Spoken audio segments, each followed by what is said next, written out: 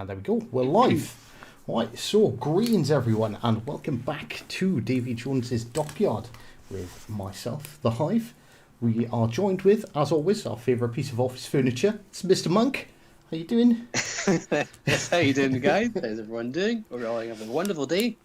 And yeah, this is the Davy Dockyard. And, Delete, but yeah, we got it. and today we are joined by not just one, but two pretty special guests. We have the one and only Spartan Elite43. How you doing? Doing good. Hello, everybody. And very rare, I think. Well, definitely the first time on one of my streams, we are joined by none other than the blippiest of princes. Hello. Glad to be here. You say that now. By the end of this stream, you'd be like, "Never again. I'm done. I'm applying for a job with World of Tanks." You don't do your average. What? How much does Blip weigh in odd figures? You know. What? Oh, I'm not doing that again. I Goofy Goober, right? I actually, I said he weighed like 437 stethoscopes, and he actually Googled the average weight of a stethoscope, and I was like 400 grams out.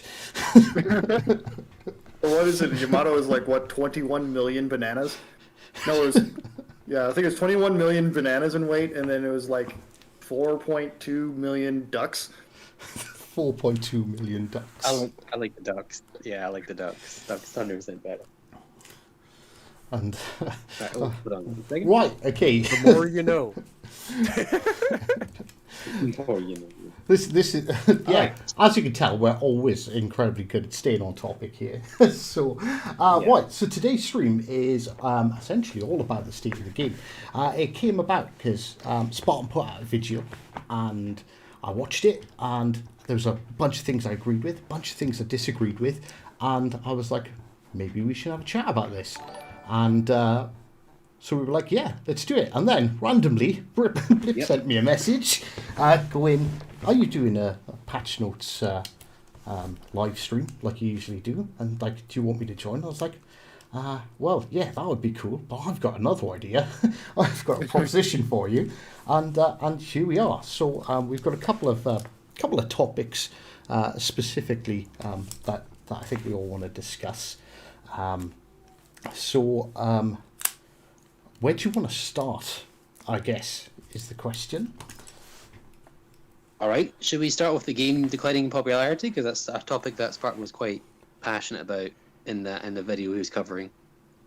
I'm happy with that. Yeah. All right. So, is the game declining in popularity? That was the main point. Shall we leave it to Spartan to explain his initial hypothesis? Shall I say?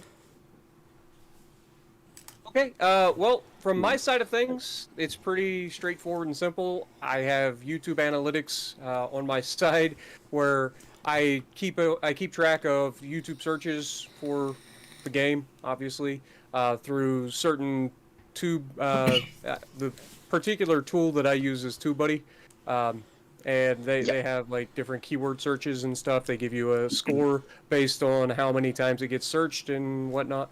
And over the course of this past year, the number has gone down, and as well as if you go to any of the content creators for World of Warships Legends, and I'm not just talking about me, I mean I literally will check in on everybody from time to time, I get a little graph showing, interest for each channel, like whether it be subscribers, views, that sort of thing.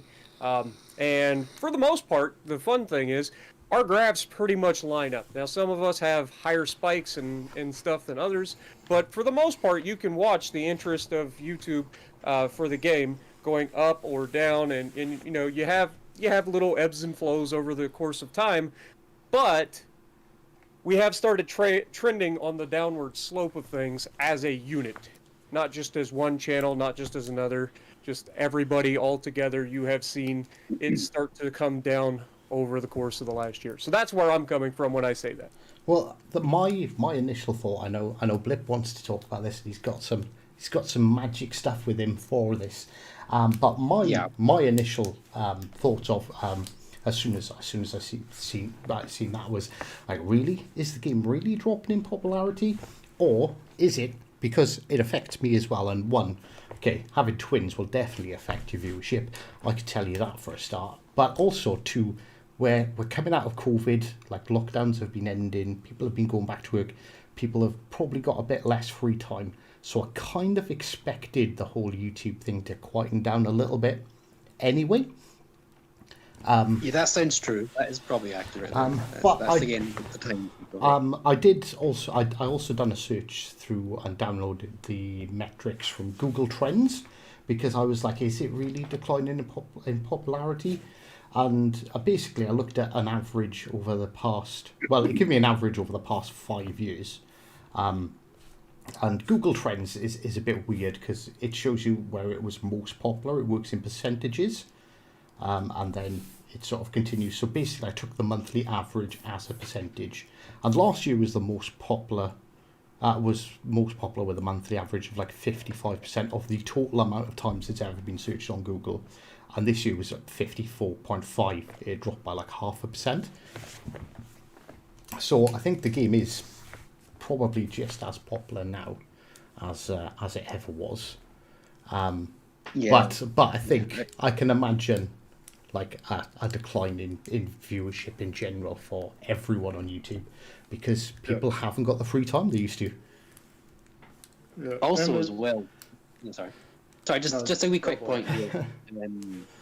As well, like as the game grows over time, it is just naturally bound to eventually decline a little bit. It's just how games go. Games are not going to forever stay popular. It's very difficult for games to do that in general. So it's even if this is just, it's just going down already, it's just sometimes that's just the nature of games nowadays, because games are only so popular for so long, and over time they'll just die down over time, just in general. There. Sorry, but just a continue your point here.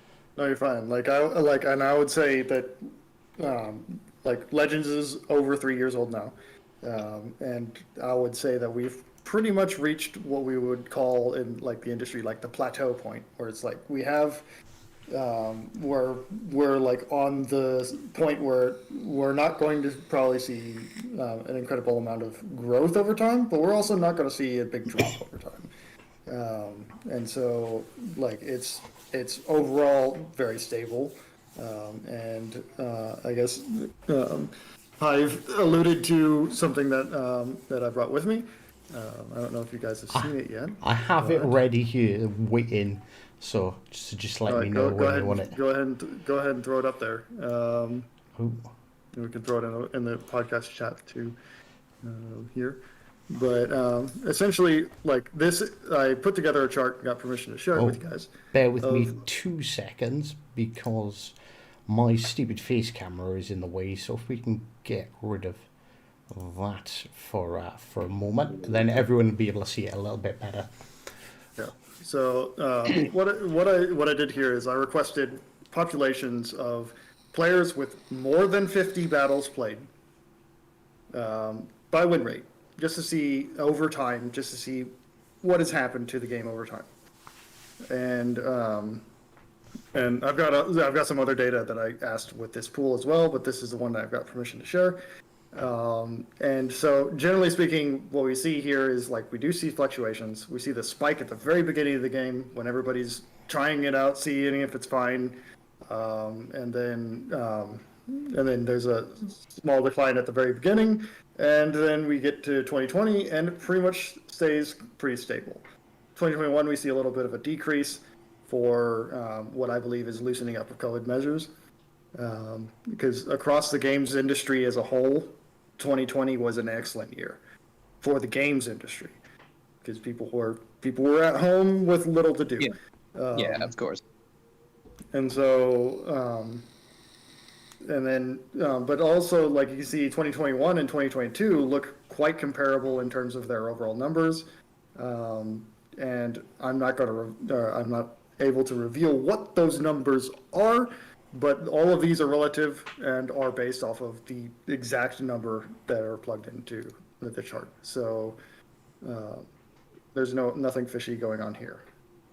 So for those on Spotify, Yeah. Just to highlight for those in Spotify who can't see the graph, the numbers are peaking at the start, of course, because of people interested in the game. It starts to dwindle, jumps back up more for the peak period of just as you mentioned before, the COVID. It's pretty average from the looks of it as well, just like Blip's saying here, and it seems to be relatively stable from the looks of this graph. Just this graph that we're being shown right now. That's what Blip. That's what you're saying, right? Yeah. Just to confirm. There are minor differences and changes, which are to be expected. Um, the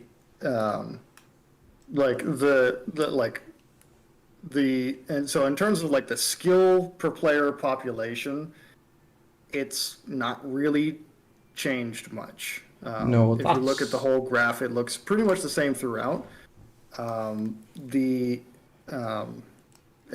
you can very much see that like 2021, 2022, it's plateau. So we're at the level point,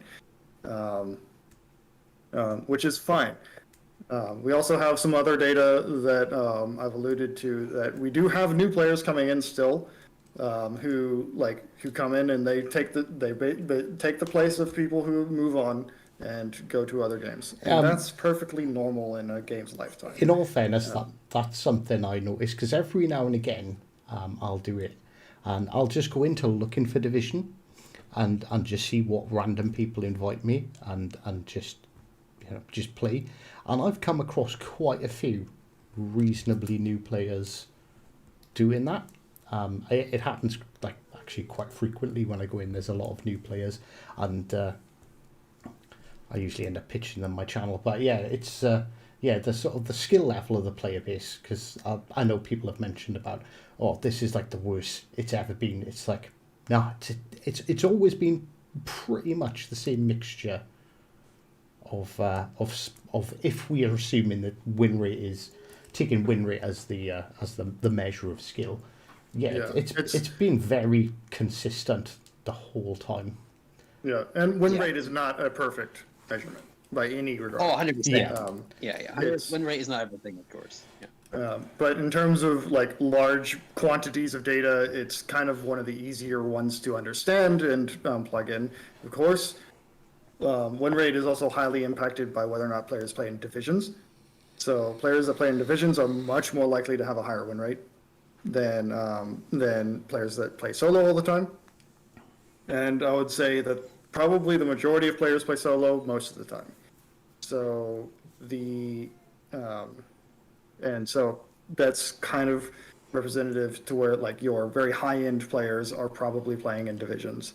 I think that pretty much makes sense as well, because if you look at the sort of the pool of players that are that 53 and above compared to the pool of players that are 53% and below, it's the below is actually significantly higher, and that can't be the difference between like individual players. It has to be, or sort of divisions has to be like a big factor of that, because you'll have three guys in the same division, they play together all the time, so they're in the 60 plus, and then three like solo players, one will have 46, one will have 56 or 53. Like, if you know what I'm trying to say there, I'm probably not explaining it very well, but it makes sense that the pool of I'm guessing 60 plus we're calling unicums. The pool of those players is quite small compared to your 0 to 46%.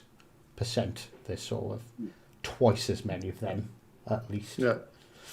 And I'm watching the YouTube chat, MFGM. This chart is for Legends.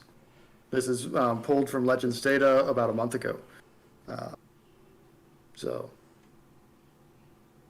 It's pretty consistent evidence here that the game is not as declining as originally thought, at least from this graph, based off this evidence here from win rate populations over time, as you said. Obviously, we don't know the numbers, but we don't really need to know the numbers. It's more about the trend that we need to see. I'm sure there is decline, and obviously that's natural for a game this old. And I think that's just something we need to accept, that people are going to leave the game, people are going to join the game, and it's going to be for tons of different reasons. Yeah. But I could go on, but I think we can move on. It seems to be for every person that leaves, pretty much there's someone else new to take their place. Yep. Which is So good. it's like- Which is good. It's incredibly consistent for like when you're looking over that span of time. Yeah, and the like we've had basically two like spikes in terms of like very noticeable player spikes, because COVID is more of a hump rather than a spike, and the two spikes is the very beginning of the game and carriers. So carriers release in between April 21 and July 21. And during that time, we had a very large spike, and also received a bunch of players from that have stayed around, and some players that left because carriers. Of course, carriers. Yeah. So if we want, Yeah. so we want a bunch of new players. So I guess the only really sensible question here is subs. When? I'm joking. I'm joking. There's still, I know you're still, joking. still no plans. No, please no. So if anyone does want to have a look at this image as well, like it is, I believe it is in the podcast chat section in my Discord. Yeah. This will also be available in the YouTube video as well. If you're listening on Spotify, just click the YouTube video. It's around about the 20 minute mark. You can probably see the graph there if you're very interested, or you could go to Hive's Discord. You've got tons of options there for viewing that graph. Subs will never come quick Zarkoon bringing it up. ideas. Zarkoon shouted at me in chat. I apologise. It was just a joke. Calm down. So All right. So next topic then, Hive. So well, I think we want to sort Well, of. we should. I think we should get what's Spartan's thoughts now after seeing what the Legends graph here. So the major thing that I did notice, and I do like that Hive did bring up the whole COVID thing and how people are getting back out and doing other things than gaming, and that does make sense when you think about it. It's one of those things where, as somebody who's constantly looking at numbers and stuff, trying to make sure, because you guys know that I do this for a living now. So like I have to keep up on numbers. I have to constantly be paying attention to what's going on so that I can try to get ahead and stay ahead. Otherwise, I disappear and end up back in the factory. So maybe it's a situation where I'm a little bit more in tune with a slight decline, because obviously, according to your graph, the decline isn't as noticeable as it feels over the past year. In terms of player base and interest on YouTube. And like I said, the whole interest on YouTube thing was based on analytics that I don't have any part of. It's literally all compiled through TubeBuddy's analytics through YouTube. And I do keep up on everybody's channels, whether it be, Zarkoon, T-Bull, Hive, Monk, Aaron, Peak, all of the Legends channels, basically. I know pretty much everybody in the community in terms of YouTube channels, with as long as they've got a decent following anyway. And so like I'll drop by their streams regularly. I check out their analytics through the TubeBuddy app or TubeBuddy tool. And so like I see the corresponding ebbs and flows, but I've also noticed over the past year that the ebbs and the flows are starting to trend on the downward side for all of us. And again, I guess that can be attributed somewhat to just people are getting away from the thing, but that does kind of still bring up my point, at least on YouTube.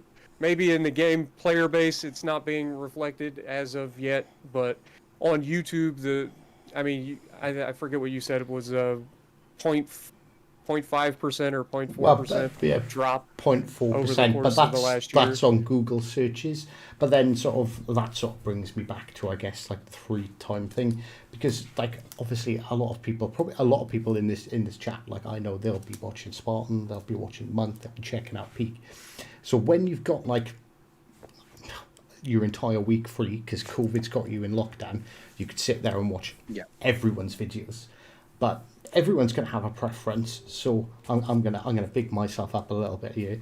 So someone who watches me on Spartan, for example, would be like, well, I've only got half an hour today, so I'm gonna watch Hive for half an hour, or I'm going to watch Monk for half an hour, and then there'll be definitely people who go, oh, well, I'd rather watch Spartan for half an hour than Hive. So we'll all see that decline, but I think that's more to do with the sort of the lack of free time.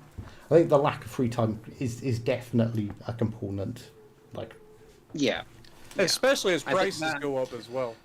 Like, I mean, Yeah. all around the world right now, prices are going through the roof for everything. So Yep. people are spending more and more time working to afford things rather than being able to have the leisure time. So I get that as well. Yeah. Also, as well, what the data Blip was showing you is purely about game player base and numbers regarding that. Your data, though, it is also, again, it's first-hand collected from you and collected by YouTube and all that. This is nothing. They are two separate entities. YouTube popularity is not necessarily to do the same with game popularity. You know, less people could be watching YouTube channels because maybe they could be leaving. Maybe they're a subscriber of yours or mine or Hive's and all that. They've lost interest in the game. They've left. They've stopped watching content. Another person's popped in. They don't know who Spartan Elite43 is. They don't know me. They don't know Hive, and that could be your dip. You know. Yeah. Right, It all and depends that on goes what they're that goes to the whole declining interest on YouTube as a whole as a search. Yeah, That's as a whole. But, that was the yeah, basis player of my base, entire thing was whether Yeah. seeing the player base hasn't really changed that much, obviously, from the graph. I mean, there is a slight decline that you can see, like the peaks aren't getting as high, but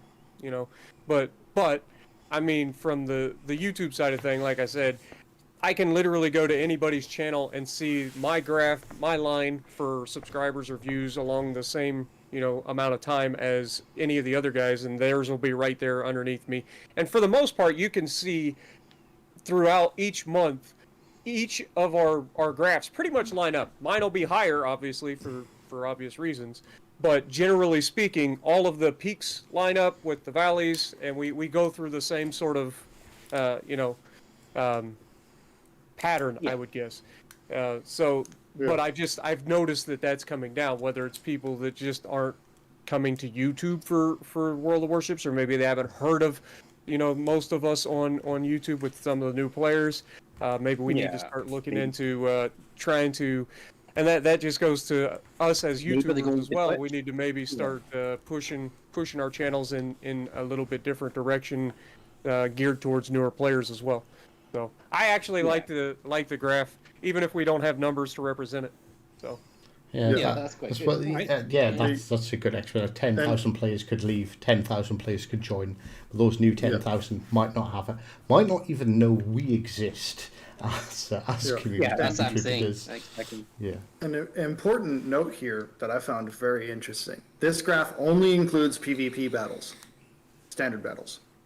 So there are quite a lot of people that play AI only. exactly, there is a lot of people who play. Like, it blew my mind how many people play versus AI. But like, that's something that we might want to look into improving or investing in.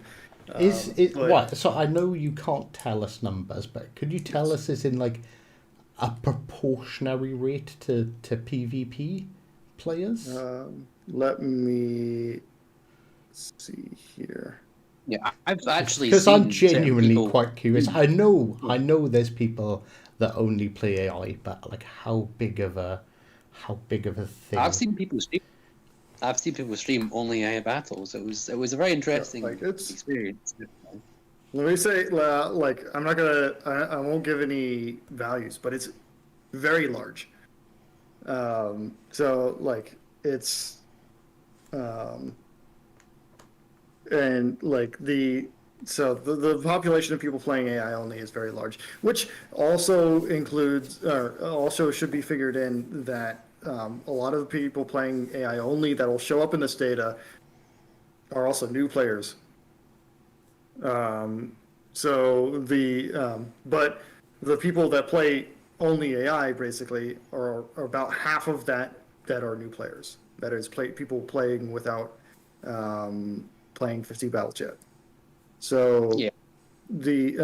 So like there's a large AI population versus AI population that really does not probably get served very much, which is an interesting thing to be looking at and considering, because one of the things, like I've been a community manager here for 2 years basically.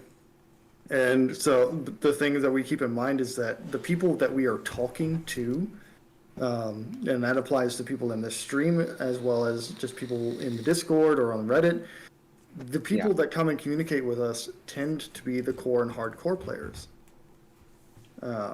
Same likely goes for YouTube as well. So the players that don't communicate are just kind of out there in the void and don't really engage with a lot of our content or with a lot of the game or the outside of the game. So like connecting with these players is very important, but at the same time you don't want to lose the attention of the core and hardcore, if that makes any sense. Yeah, because the hardcore bring a lot of players to your game, and they're very committed, and usually they tend to spend the most money, at least as far as I'm aware. But it's just really a guesstimation here, no real evidence behind that one. Yeah, there's a general rule of thumb that people who play more pay more, and people who pay more play more. Yeah, there we go. Yeah. Which brings us to a really good point if we're going to segment off this topic. Hive, what do you think? Yeah, I think we've covered that fairly extensively now. Yeah. So you mentioned most of your a fair amount of population, I wouldn't say most, but it's a fair amount at least, are interested in AI game modes. Well, this segments to the next point. Variety of game modes. State of the game, balance issues, and then hold a whole concept of the bureau and so forth. Hive. I'll steal this first point here. I'll freely admit that the past couple of months, basically since the release of Tier 8, have been pretty short in terms of the alternate game modes, arena, ranked, and these sorts of modes have been kind of lacking for a couple of months. I'll freely admit that. Yeah. My biggest issue is operation mode, because I think operation mode would really help out a lot of people. I think operation would help the game on so many levels. It can reduce stress when you're playing random battles. You'd encourage people to play more, and as you said, play more. You could showcase premium ships in operation modes. It could be on a rental basis. You could use premium ships for certain operations. I think there's plenty to be mined from the operation modes, and I think that would be a really, really good mode to add. I understand apparently the demand for it is not very good. It's not very good. Last time this was discussed in one of the official live streams. I think. But based on the old operations mode on PC, the demand is almost literally not there. It's like operations are quite a lot of development time to put in, because basically every single mode has to be almost tailor-made and then tested, and then all this sorts of stuff. Legends still does not have an extremely large development team, because a lot of stuff that Legends has can be brought from PC. It doesn't require as large of a development team, and so that's what is reality. I suppose if I could explain probably because I believe, I could be wrong, but I'm sure I read or listened to jingles at one point saying that operations are coming back to PC. I don't know if they have come back, and Convoy. So does that mean there's a chance that we could possibly see them in the future? So PC recently did like a revamp of operations mode, where they kind of reworked it a little bit and made some changes to how it works and like the rewards you can get from it. I haven't looked into too much detail. I don't know how successful that was, but if it was successful, then maybe we'll look at it. Like, there's no reason, if something is successful, there's no reason not to do it. Or no good reason not to look into doing it. Elliot's just popped up in chat and said, "Isn't the Halloween and the Transylvania modes technically like operations?" And honestly, do you know if instead of just once a year, do you know if every now and again you just went, "Oh, here you go, guys, you can play the Halloween game mode again," I'd probably play it, like just because sometimes you can get incredibly frustrated with random battles, and it's probably worse for us because I know how many battles I've got on this game. Wait, you mean you get incredibly frustrated with random battles occasionally? Nothing I've like never you. heard such a thing. I've That's what I'm never saying, heard of such a thing. But I think it would help decrease your stress level. Period for that, because it can stress you out. Too many random battles. Obviously, usually you just take a break because at the end of the day it's a game. Just change its name from Halloween to Night of the Living Potato, and let me go in there and beat up Rasputin once a month. That sounds pretty good. Just for those who aren't aware, Operation Mode is like an AI player versus AI mode where you're conducting. Sorry, what are you saying, Spartan? Yeah, it's cooperative. It's literally just versus AI. It's PvE essentially. Yeah. So, What's your thoughts on it, Spartan? By the way, you're awfully quiet. yeah, I was trying to stay quiet because I don't want to jump in and cut anybody off. In general, I think the game definitely needs some more variety in general. Like the game, for those of us who we all have ridiculous amounts of hours here. Like there's no joke here. I mean, this sad part is, even though I'm the largest channel that I know of for Legends, I don't have as many hours as most of you guys do playing the game. But in that short amount of time that I've even been playing, like I've managed to go through, and this goes back to the core that the game was built on originally, which was we're gonna make Legends a less grindy, more condensed tech tree version than the PC version. And I think that over the years, this has led to the current issues that we're having, which is that there just isn't enough to do for those of us who are here the longest. Now, I know that we've brought in tier 8s this year, but for those of us who've been around, I mean, there's really no incentive for most of us players that have the legendary ships to play tier 8. Like, there really is no incentive for us to play tier 8.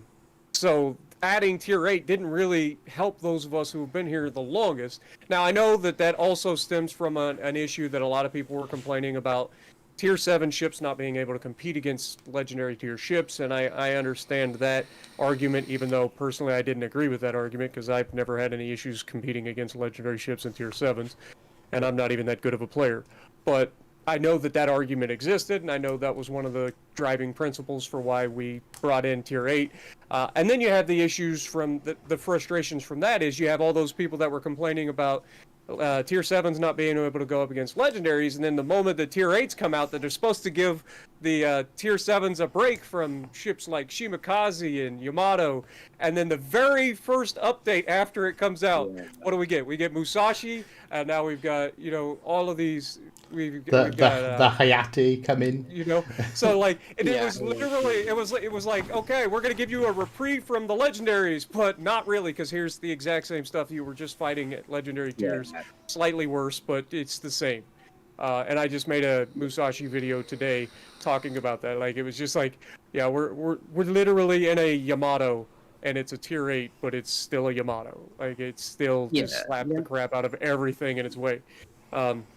So from a veteran standpoint, that's why I say that this past year has been pretty stale. Even though I know there's content being made, and I know that the team is actively working towards things, and I know that there's stuff on the development path that has been slowed down by things in the real world. And this is what I mentioned in my video as well. Like, I understand that there are things that have happened outside of the control of the development team, like having to move countries and so on and so forth due to all of the stuff that's going on over there with Russia and Ukraine and other world issues with COVID and all of the stuff that's going on around the world. So, like, I understand that, and I know that that's going to slow things down, so you can expect that. But at the same time, sometimes it just feels like we're not getting any information at all. Yeah. So, like, for those of us who are somewhat feeling stale, it just gets to a point where you're like, is there any hope that it's getting better? You know what I mean? We don't get it. There's not enough communication from Wargaming, I think, on a whole, and this goes from other games too. It's not just Wargaming Legends, because I've said it plenty of times. I actually enjoy our Legends team quite a bit. Like, we've got a small team, and I do enjoy, talking with you guys individually. I've never had any issues with you guys outside of, even when I got removed from the CC program. I've never had any ill will towards anybody, and I do enjoy our CC or our CMs and our developers. So And like, PCs. I'm really passionate about the game, and I want to continue to see the game evolve over time and get better. And I just feel like those of us who've been here the longest seem to get kind of forgotten about at times. And I think a lot of that comes down to lack of communication. And I would like to see that part of it get improved over time as well. Yeah. To latch onto that, the lack of communication here. A lot of people always ask us, like, release roadmaps, things that are coming. The recent roadmap of sorts article that we've released is a prime example. Can I steal this, because this is going to come from a CC rather than like a CM. It's like, I genuinely understand why you guys don't want to release roadmaps, because I see it all the time, and it's like, they said we were going to get training rooms, they said we were going to get clans. It's like yeah. And like, There's the problem is remember as soon as you tell them you're going to get this at some point in the future, everyone expects it tomorrow. Yeah. And so I can understand why you guys are a bit hesitant about going, yeah, you're going to get this in a couple of months, because if something happens and that doesn't appear in a couple of months, and some people are quite respectful about how they go. It's like, I thought you said we were going to have training rooms by the end of the year. And then others say it in slightly less polite ways. And that can't be nice for anyone to read, when they're like, you walk in, you were a bunch of and pick a mountain of expletives afterwards because you told us this was coming and it's not here yet. Yeah, and there is one more update this year. There is. Ooh, so was that a hit? There is one more update this year, and because patch notes released yesterday, so hopefully people have read them, and if you haven't read them, read them. But the roadmap we released was quote unquote things that have a 93% chance of coming this year. Wasn't it like 94.27 or it was a silly number? Yeah. So that article released, and then almost immediately after that article released, like the Monday after, something else happened in world events that have caused problems. What I will say is we are likely to get training rooms next update. Likely. It is not set. It is not set in stone. Okay. So is possibly, not maybe guaranteed. we're Right, hang on. We're going to end this stream right now. I've got a video to make real quick. No clickbait here. Hang on. We're likely to. We are. I'm not going to make any promises. This is what I asked. I was talking to our connection with the developers a few days ago, and as of a few days ago, we were likely to. Likely does not mean guaranteed. Does not mean guaranteed. But honestly, do you know, like, as a player, not as a CC, not as anything, but as a player, just hearing that means we know it's actively being worked on. Like, when someone says we're working on something and you might get this by the end of the year, but then when someone goes, yes, we're actually doing it. And I guess a lot of people don't understand that developing games takes time. Testing stuff takes time. Yeah. Say what you will about our UI system. I like it. We're very careful of making sure that our UI works. And if you look at other games that have released very recently, they aren't so careful that their UI works. I'm not going to mention Modern Warfare is awful. I'll say it. I don't work for anyone. Oh my god, Modern Warfare's UI system is trash. And But the the UI is very important to us to make sure that it works, and so we have a relatively limited UI staff, and so a lot of the things that people have very, very, very high demand for, training rooms, clans, detailed stats, these are all UI related elements that require a lot of time to make sure that they work. And and the more testing, the better, really, for these things. And then there on are, top of that, I've on top of that, I don't mean to cut you off. No, go for it. On top of that, you also have the fact that on consoles have such a much higher nitpick. Like Microsoft in particular, for the Xbox, has such a much higher expectation for quality in terms of what they will allow an update to be. So there has to be a lot more testing and stuff involved with each update for that than there is, say, on PC. Yeah.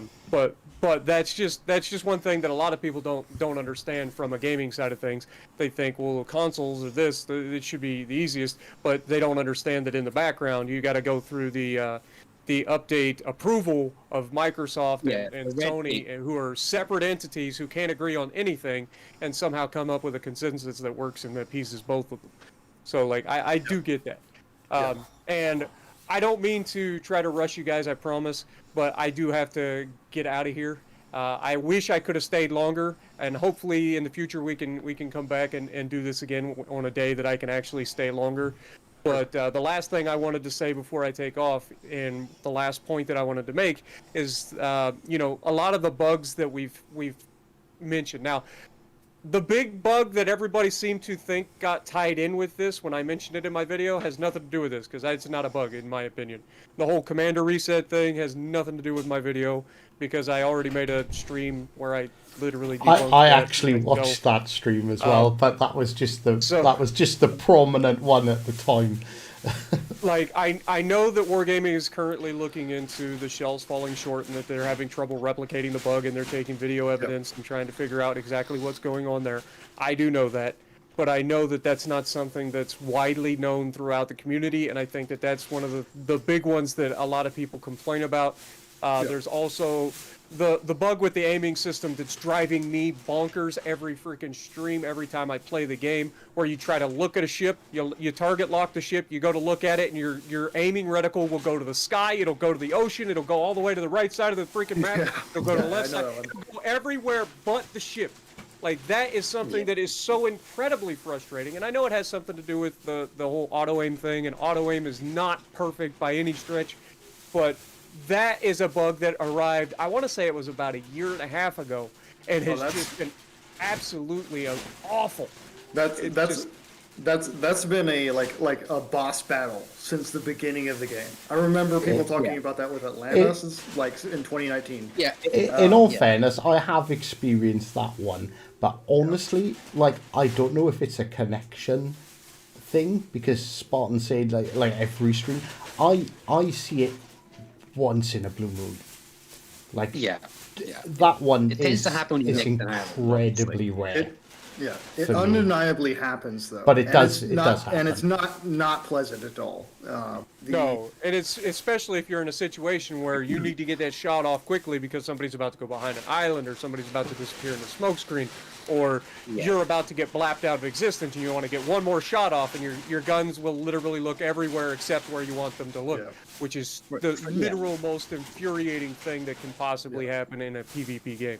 I think those are some of the major points that I wanted to mention before I take off. So I do hope, and I will be watching this back after I get back from my personal training in the gym. But I will definitely be watching your guys' replies to this. And Blip, I do appreciate you coming in and being so awesome as you always are when you get in and are able to talk to us. And Hive, Monk, thank you guys for having me. And thank you, chat, for allowing me to come in here. And hopefully I didn't completely embarrass everybody. No, you did. No, and in all fairness, like, I think we've had nothing but good conversation so far, and 100%. We would have you. I'd have you back on here tomorrow if you're free. Are you free tomorrow? Yeah, definitely. No, I'm joking. But there we go. unfortunately, I'm not. I'm actually, for the first time since COVID, venturing outside to go and watch a movie. So, Oh, look at you. so yeah, all about people, and that goes back to the Guy people living not on the having edge as out here. much time as they used to. It's like, yeah, actually venturing. But I do outside. appreciate you guys so much for having me on and letting me express some of the concerns that I personally have with the game, as well as a lot of the people that I deal with on a daily basis through my channel, through the community, that, you know, at large. And I really do understand, and I wanted that video. When I came up with that video, the whole point of the video was to express my concerns and to reach out to wargaming in particular and try to show that there's a lot of us that are struggling with coming through with the, you know, it just feels like the game was dwindling. It feels like the game has been stale for those of us who've been around the longest. Yeah. You know, and those were my concerns. It was never so much that I wanted to complain about anything. I'm not, you know, trashing the development team. In fact, I actually said whether, you know, it's something where you guys need more help as the developer, because I know we have a small team. And I know that the way Wargaming does things is that they contract in smaller development studios to work on their projects. And I know that Legends has a very small team. So that's why I was like, maybe it's something where we need more help for Legends. You know, I'm just looking at everybody's thing. I'm not trying to trash on anybody in particular. I know we all have our struggles, and I just wanted to get that out there because I know the community has been extremely frustrated as of late. And so that's why I was wanting to get that video out there. Yeah. So I would say in response to that, from my understanding, my personal belief is the lack of variety issue, from my point of view, is especially with high tiers, legendary and tier 8 right now, is that there's just kind of a lack of ship variety. So you're kind of just seeing the same thing over and over and over and over again on these tiers, which is something that I personally want to work on and try to improve over the next year. So, honestly, and then on top of that, you have the balance at the higher tiers where there's like 2 or 3 ships that are just incredibly powerful, and those are the ships that everybody wants to play. There are other ships that counter certain ships and can absolutely sway battles and whatnot, but most people tend to play the ships that are incredibly powerful because they're the easy mode, right? So you've got the Shimikazes out there, despite the fact that there are way better destroyers out there in destroyer-to-destroyer combat or just for carry potential in general. The Shimikaze still gets put out there way more than anybody else, solely due to the fact that it is incredibly powerful with its 370 freaking thousand damage alpha strike every minute and a half or whatever it is. And then you've got Yamato, despite, and I said this in my video, I brought up the nerf to the Yamato, and that got construed as me wanting another nerf for the Yamato, which is not exactly what I was saying. I brought up the nerf that came to the Yamato was incredibly unpopular, but I felt was actually needed because it was just too strong. I mean, it was literally laser beam accurate. It has the incredibly powerful overmatching, and like it's got ridiculously good armor as long as you're not a doofus and sit broadside or let yourself get flanked.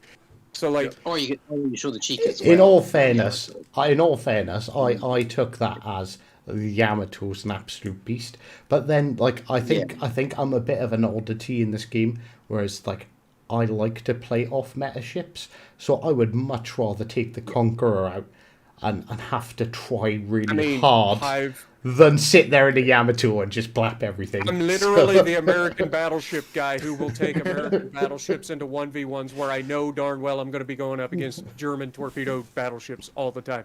Like, you want to talk about the king of off meta?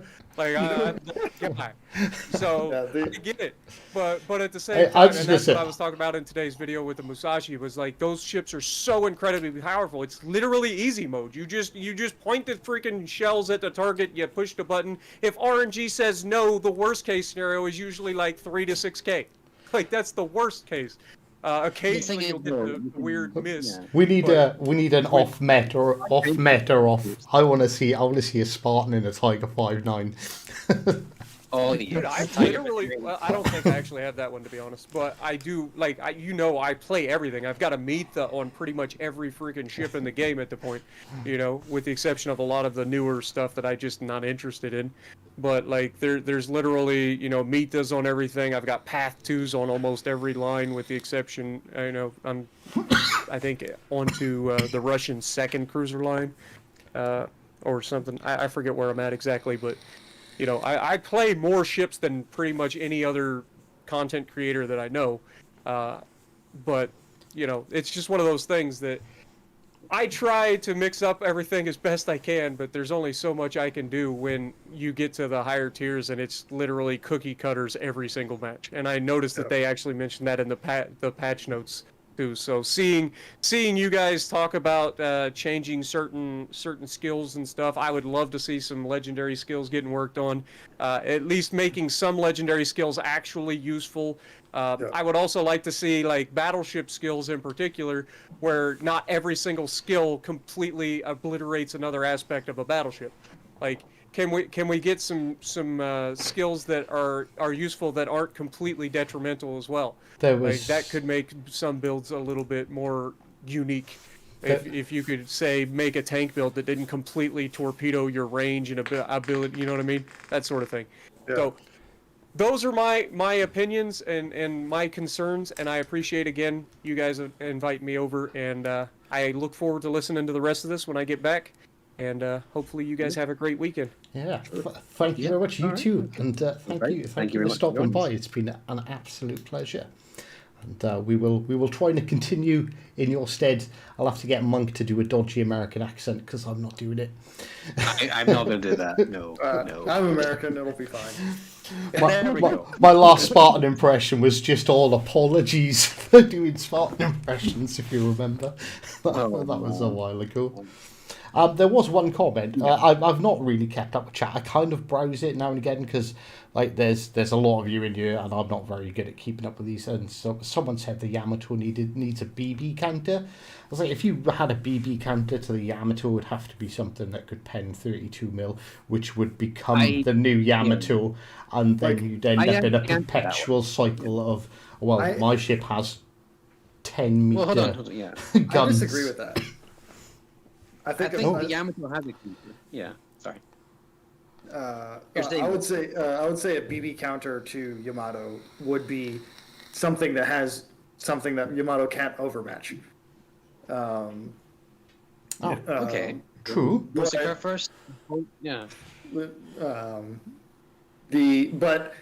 realistically speaking, the battleships don't, like, in terms of the game design, battleships don't counter other battleships that well. Yeah, it should be. It should be there. The counter to the Yamato is everything that has torpedoes. Yeah, and I would argue the Conqueror counters the Yamato quite well, because if you fire HE in the Conqueror, you're just doing 15 to 25k or something. I was going to say you get a 25k salvo and 3 fires. That counts. That counts as a Yamato pretty quick, but nobody plays them. Yeah, like Conqueror fine perfectly balances Yamato. GK, as Blip was saying, GK has an icebreaker on its bow. It's a very, very, very difficult to get 32mm plating, actually hit the plating on the GK. GK can just rush Yamato. And the thing about Yamato is that, yes, it overmatches 32, and everyone thinks, oh no, 32 is the entire plating of every battleship at Legendary tier. Angling will mitigate a fair amount of that damage. It won't mitigate all of it, no, but you'd be surprised how much angling can mitigate a lot of that. Yeah, when it comes to Legendary tier battleships, there are only 4.5 of them right now because Begonia isn't in mass yet, by any means. The Legendary tier battleship playing field right now is almost, like, you guys are going to be not going to believe me, but it's almost perfectly balanced. The win rates of all Legendary tier battleships right now are like within 0.5% of each other. They're all around 50%. That includes Yamato. Some do more damage. Sorry, go ahead. Sorry, Yamato I'm not really surprised with, because as Spartan was saying, everyone who's everyone plays the Yamato, both the good and the bad players. So Yeah. it's like I was inherently a strong ship, at least in my opinion, but I don't think it's doing amazingly in the spreadsheet because everyone plays it and it's a very popular boat. So they tend to be, similar. They tend to balance that stuff out. No. Yeah, and and that that is true. And like if we look at Grosser Kurfürst, for example, like probably the underdog of the tier. Grosser Kurfürst does not do very well in terms of average damage, but it does reasonably, it does well in terms of win rate, and does extremely well in terms of what we call battle impact, which is the difference that the ship makes on the player's likelihood to win a battle. And the Grosser Kurfürst is kind of one of those ships that a new player can grab and do reasonably well in without getting punished incredibly hard. And so, and you need to have ships like this in the game. There's nothing wrong with that.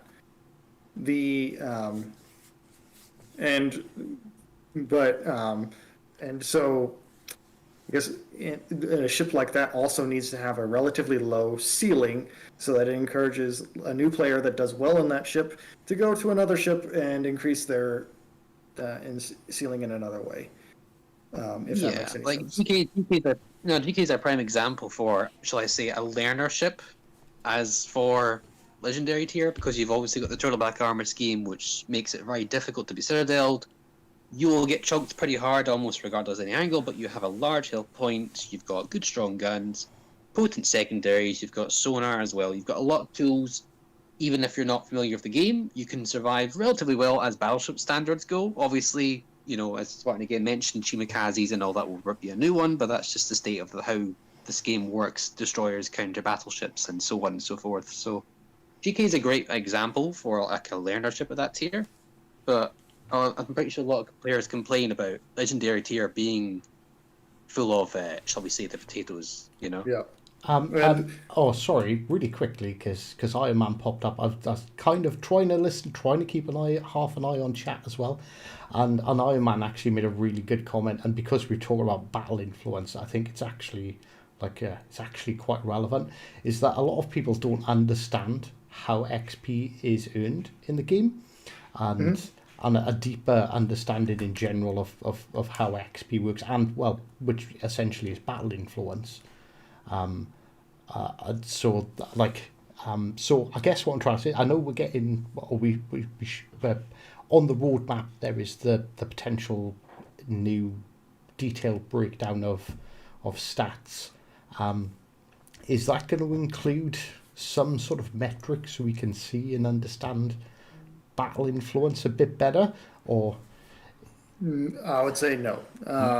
The reasoning of this isn't that we don't it's not that we don't want you to know that capturing a point gives you a lot of experience, but the way that our experience calculation system works is that essentially everything kind of has its own weight to it, as well as the more you do something, the less experience you get for it as you do it more, and within one battle. Within one battle. And so if you get 300,000 damage, that last 50,000 damage probably is not going to be worth very much for you in terms of experience. Getting a kill would be worth more. And so it's very, very much context dependent on how the battle is going and how much you do in a battle in terms of how much experience you get. So, and the way that the calculation system works is that it's almost so complex that even I, who have some vision into how it works, doesn't fully understand it. And so it's almost not able to be divided up into, I got 500 experience for capturing a point and 300 experience for killing somebody, and then 1,000 experience for all my damage. in an ideal world, that would be how it works. But since we have to calculate how experience affects somebody's progression in the game over time with tech trees and progressing to new ships and that sort of thing, that's not how World of Warships can work. I know that there are games like Battlefield 4, for example, that gives you experience for every little thing that you do in the game, and you know exactly how much you get. Points. Yeah, it's 50 points per kill, or 25 for an assist, or whatever it is. You've got set numbers. Getting XP for staying alive. Right, and like I know that these games exist, but they have a different XP system that is not integrally tied to the overall game economy. And World of Warships has a game economy that is a large kind of ecosystem that works against each other. And because you have your credits economy, you have experience economy, you have a global experience economy, your steel economy, and all these sorts of things, all working together and against each other. And so it's all kind of designed to work the way it is, so that essentially the average experience per game should appear to be about 900 to 1,000 experience per game for most ships in the game. Yeah. Iron Man raised an interesting point. And I'm assuming that's the XP without your like win bonus and premium time bonus and stuff like that. Just before everyone in chat goes, I'm the greatest in the world because my average XP is 1,800. I'm pretty sure Blip has muted himself. I don't know if that was intentional. No, I'm just eating. All right. With that, when you mentioned the average XP, what it should be per ship, that's before win rate bonuses and premium time bonuses and stuff. Yes, that's like absolutely raw, like before any sort of modifiers are applied to it. Yeah. You've also got a good point raised by Iron Man. Like you could have XP on the scoreboard here as the game progresses. You could see how well you're doing, for example. So that is an interesting concept. That could be. Like I will agree that would be really cool and really informative. However, the XP system doesn't work like that. Unfortunately, it doesn't calculate things as the game continues on. It just calculates things basically after the game ends. So so it's not something that would require a massive rework of the whole system that we frankly do not have the time to do. Yeah. Okay. So also, I suppose that would be like if I'm just resetting a capture point over and over again, that's not actually critical to the battle because our team is already 700 points to 125. I'm guessing those resets then are technically not as valuable.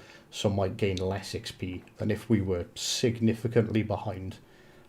By me resetting that cap or by me going and getting that other capture point, they were really valuable to the win. Yeah, like take something easy, for example, it's like kills. If I get one kill, that's going to be worth more than my second kill, which is going to be worth more than my third kill, which is going to be worth more than my fourth kill. But then your fifth kill has a bump, though, doesn't it? Because it's a Kraken, obviously. No. As far as I realize, no. Maybe, but I don't know. The point of the system is to prevent players from having a crazy 9K XP game, because if you could do that reliably, that would be that would kind of break the game economy, which is not something that we want to have happen as developers. For players, it would be great, but they're you do have to realize that we want to have a pace to the game that we don't want to have people completely beating. So that's why I can have what sometimes feels like a mediocre game. I get 3,000 base XP at the end of it. And I also have a super sweaty game where I score tons of damage and get 2,200 from it. It's kind of makes a bit more sense. And we have a request for Blip in the chat. And he's asking, can you please remove the CC's magic armor buff off them? I say no. I'd like them to remove the magnet of shells that we also seem to receive. It certainly is an attention magnet. I would say that it sounds like a skill issue to me. Oof, harsh. Everybody, no exceptions, everybody in the game has the same RNG. Yes, so no magic CC armor, unfortunately. Yeah. So when are we getting the magic CC armor? I've been waiting for forever. Not sure. Excuse me, Not sure about Blip. that one. Zarkoon's in chat saying, I don't believe I got the magic armor buff. I'd like it, please. And Dirk is also I forgot to invoice it requesting to this you. I'm soon. sorry. Yeah. But back on the topic of detailed stats, is there any news or anything regarding plane damage being shown and potential damage being shown? Because I think potential damage would really help the game there. Yeah, 'Cause, especially if, like, my personal opinion has always been, like, if we do like if we do a campaign mission, all those missions should be trackable by the player while they're in the game. And so a lot of times we put in like a potential damage mission, and that's not trackable by a player in the game. So like that's always been my opinion. There is also just kind of a battle between UI space and clutter.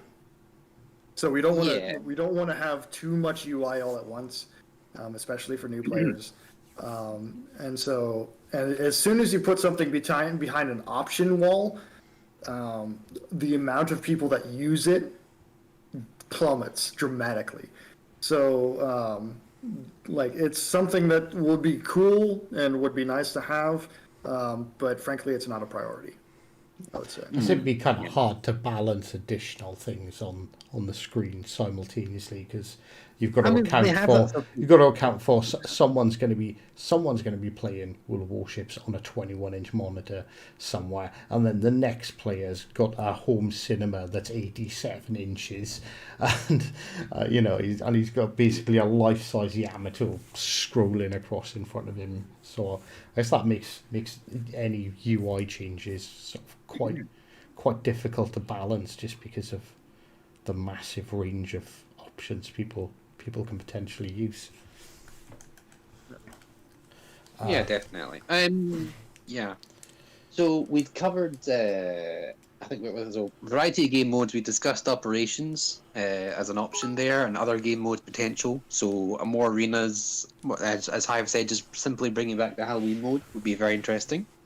Yeah, need that clip for clickbait. We've confirmed a training rooms is coming.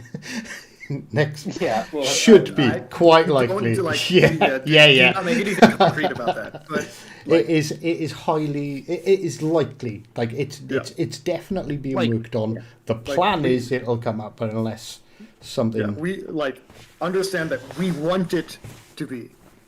We want it to. Mm-hmm. Oh, I have a question then potentially about training rooms. So if say once training rooms come, whether it's this update, next update, whether it's December 2047, when training rooms comes in and we can set up our own battles, do we still have to stick to the 1 up, 1 down rule? Because I really want to see 9 Mikassas take on a Yamato.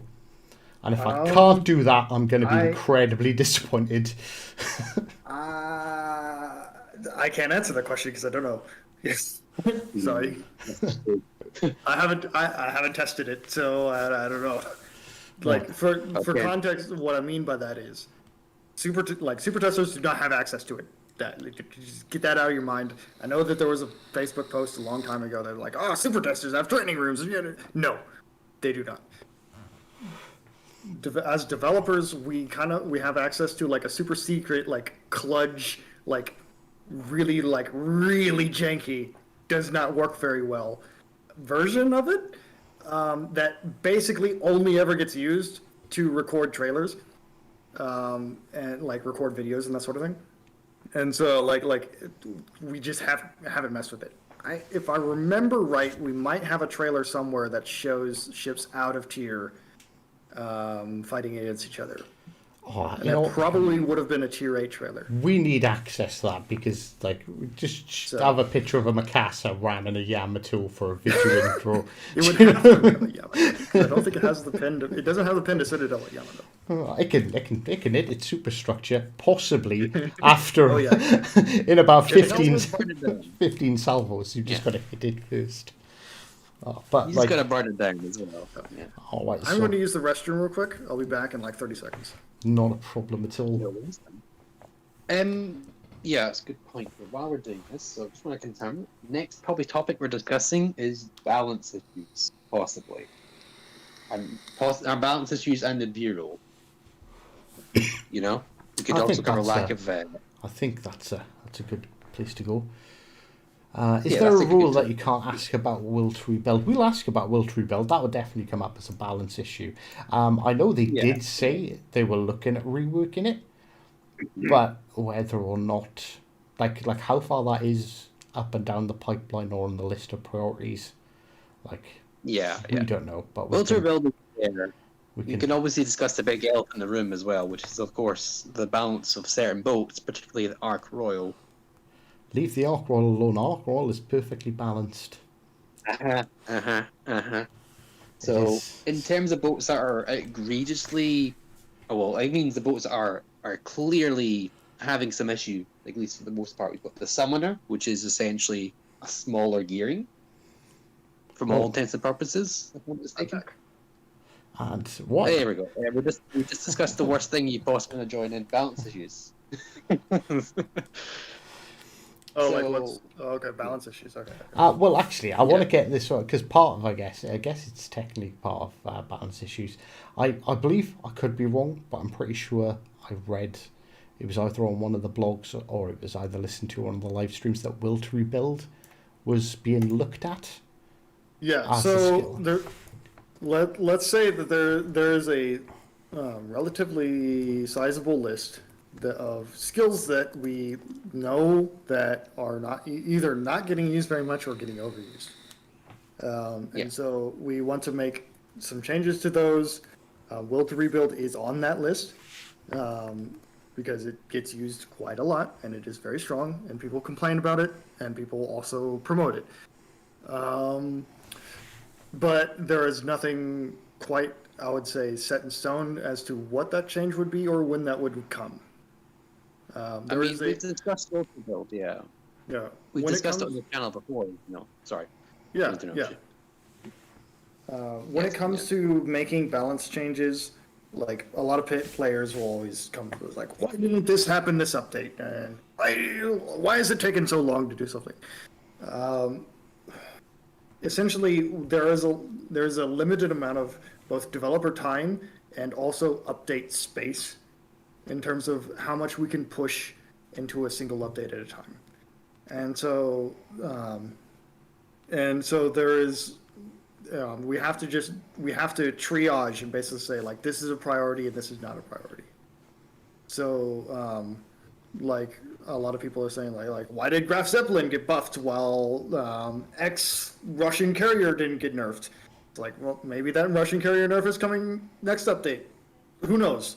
Like, but Yeah. It's a question of priorities that So- we take a look at like what are players complaining about, what is relevant, what is not as relevant, and sometimes things are more relevant in the developer's eyes than in the player's eyes, and vice versa. So there's almost constantly a discussion going on about what is more valuable and what is not. And where we may not get that always right, we probably don't always get that right.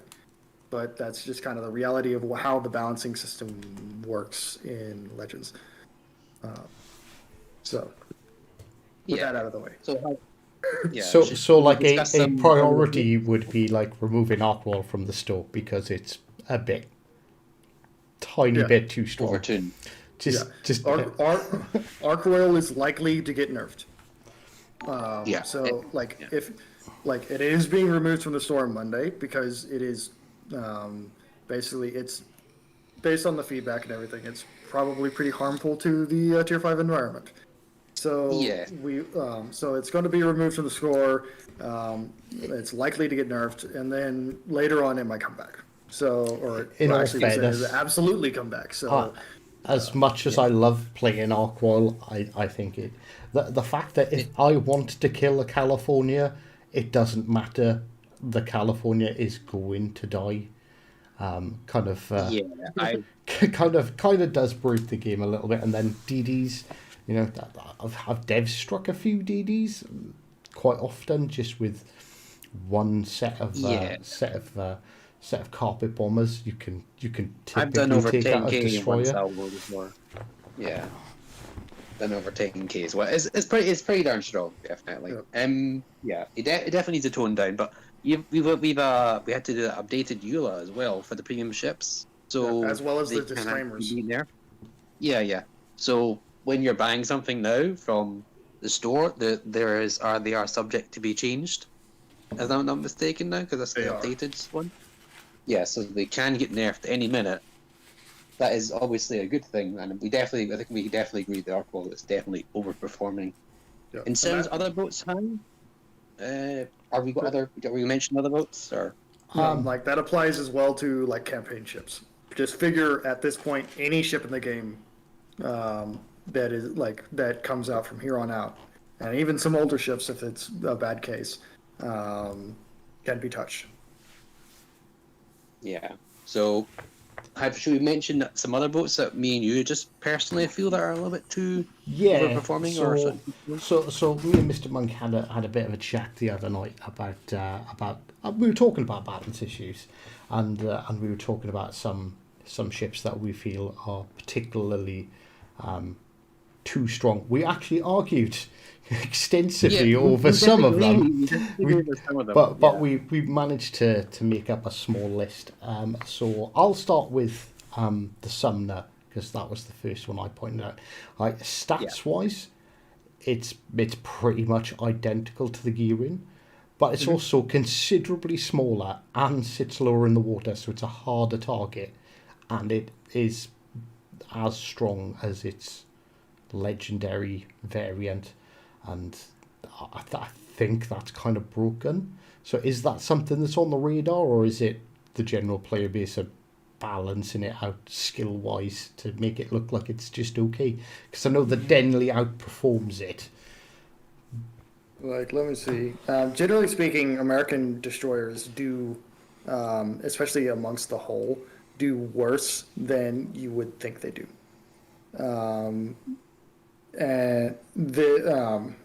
And that's largely to do with their gross popularity, I would say. But even in some of the higher skill brackets, they don't always do super great. Like Fledgling is a very strong boat, and that's been buffed quite a bit. And yeah that's an example there. Like, but taking a look, I got my laptop open here. Like taking a look at Gearing and Allen and Sumner, like. It's near enough as makes no difference between the two ships, which means that, like, I guess peer-to-peer wise, Sumner is probably a little bit stronger than Gearing, but Gearing is still fine, I would say. Tier 8 is a lot closer to to Legendary Tier than Tier 7 was to Legendary Tier. And it's probably Tier 8 is probably closer to Legendary Tier than it is to Tier 7, but it still kind of fits, like, sort of that. It still fits in, I would say. Yeah, I would, if I was to pick an option between the Gearing or the Summoner, I would just pick the Summoner because, as I've said, smaller targets, which mean much harder to hit. You can do almost the same damage. I just think it's a boat that certainly needs toned down because it's just better. Then it's higher tier. The Gearing needs a buff. Yeah, or the Gearing needs a buff, either or, something like that. So that's the Summoner. I think I want to cover the Z46. The Z46 is very similar to the Z23. I feel it could definitely use a sonar duration or length buff because it is kind of underwhelming for Tier 8. I don't really see much of a difference. It gets a slight DPM buff. But besides that, it really seems quite underwhelming as far as Tier 8 DDs go. I think the Delning Yeah, there's plenty to that. Is there any hopes for a Z46 buff in the future, potentially? I would say that there are no plans for it, but like we have been looking at the HE pin rule. Yes, the HE Like yeah. like we have been looking at it. Turns out that this is like in terms of a coding thing, that is an extremely easy thing to change. But in terms of a gross game impact on the game thing, it is huge. So like so we might be looking at that, and that would allow Z46 to pin 32 mil, which would be a pretty sizable buff to the ship. So Yeah. I just feel the sonar personally could definitely use a better buff because it is still the Z23 sonar. Having a bigger duration would be much better because like Lo Yang and Z35 have better sonar than T-Re equivalent. Yeah. You know, but definitely that's a consideration there. Have you want to discuss the Dimitri? Because I don't actually have the Dimitri, so I kind of left that for you. Yeah, I found it kind of Doug curious. Dimmadome. Yeah, I found it kind of curious that the Donskoy is getting a buff. Because Yeah. I think it's really strong. Like, not overpowered, but like I feel like it sits really nicely in the tier.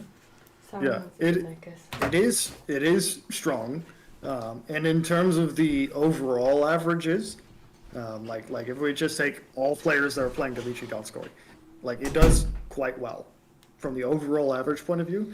But whenever you break it down to like specific skill brackets, so like if you take really bad players, or you take mediocre players, or exceptionally good players, in all of those skill brackets, Dmitry Donskoy does not actually stack up super well, which tells you that the people who are playing Dmitry Donskoy tend to be better players, and so so essentially the buff comes from if even the good players are not doing competitively well against other ships like Buffalo, then maybe it needs a little bit of a nudge. It might be a fine ship, but it could use a little bit of a bump, and so we gave it probably a little bit more than a little bit of a bump, but that's how that results. It's like you do have sometimes some ships might be completely obvious that this ship is bad, Graf Zeppelin. But some ships might be a little bit more nuanced, and that would be the case, I think, with Dmitry Donskoy. Yeah, I suppose I okay. probably didn't think of it if I stacked my games up in the Donskoy against the games I have in the Buffalo. Yeah, I can. If I think about it like critically like that, then, yeah, actually, Donskoy's good, but Buffalo's really good. Yes. On a positive note, I think the Rune buff is quite a welcome one because Rune is, in theory, still a very strong boat, but Rune is very difficult to get done right. I think Yeah. Rune is definitely a difficult boat to seize well, but I think the high skill players will do really well in it. But even so, Rune definitely needed something, so that was a welcome buff, at least in my opinion. Yeah. I think that was a very good one. I think I like that as well. So that was a very good buff. Ibuki, I think Ibuki was probably struggling quite a bit. For me personally, I really hoped that Ibuki would get 11 km torps like the Mogami does, but you've gone a different route for the torps. You've gone for like a high damage, lower range alteration for the Ibuki torps. Yep. So Ibuki getting a buff is a good idea as well. Is there any information on the turret bug that Ibuki possesses or has? That's like we're aware of it, but that's something that's kind of like it's one of those priority pipeline things. And I know that there are players out there that are incredibly passionate about it. Believe me, I've talked to them, or rather, they've talked to me.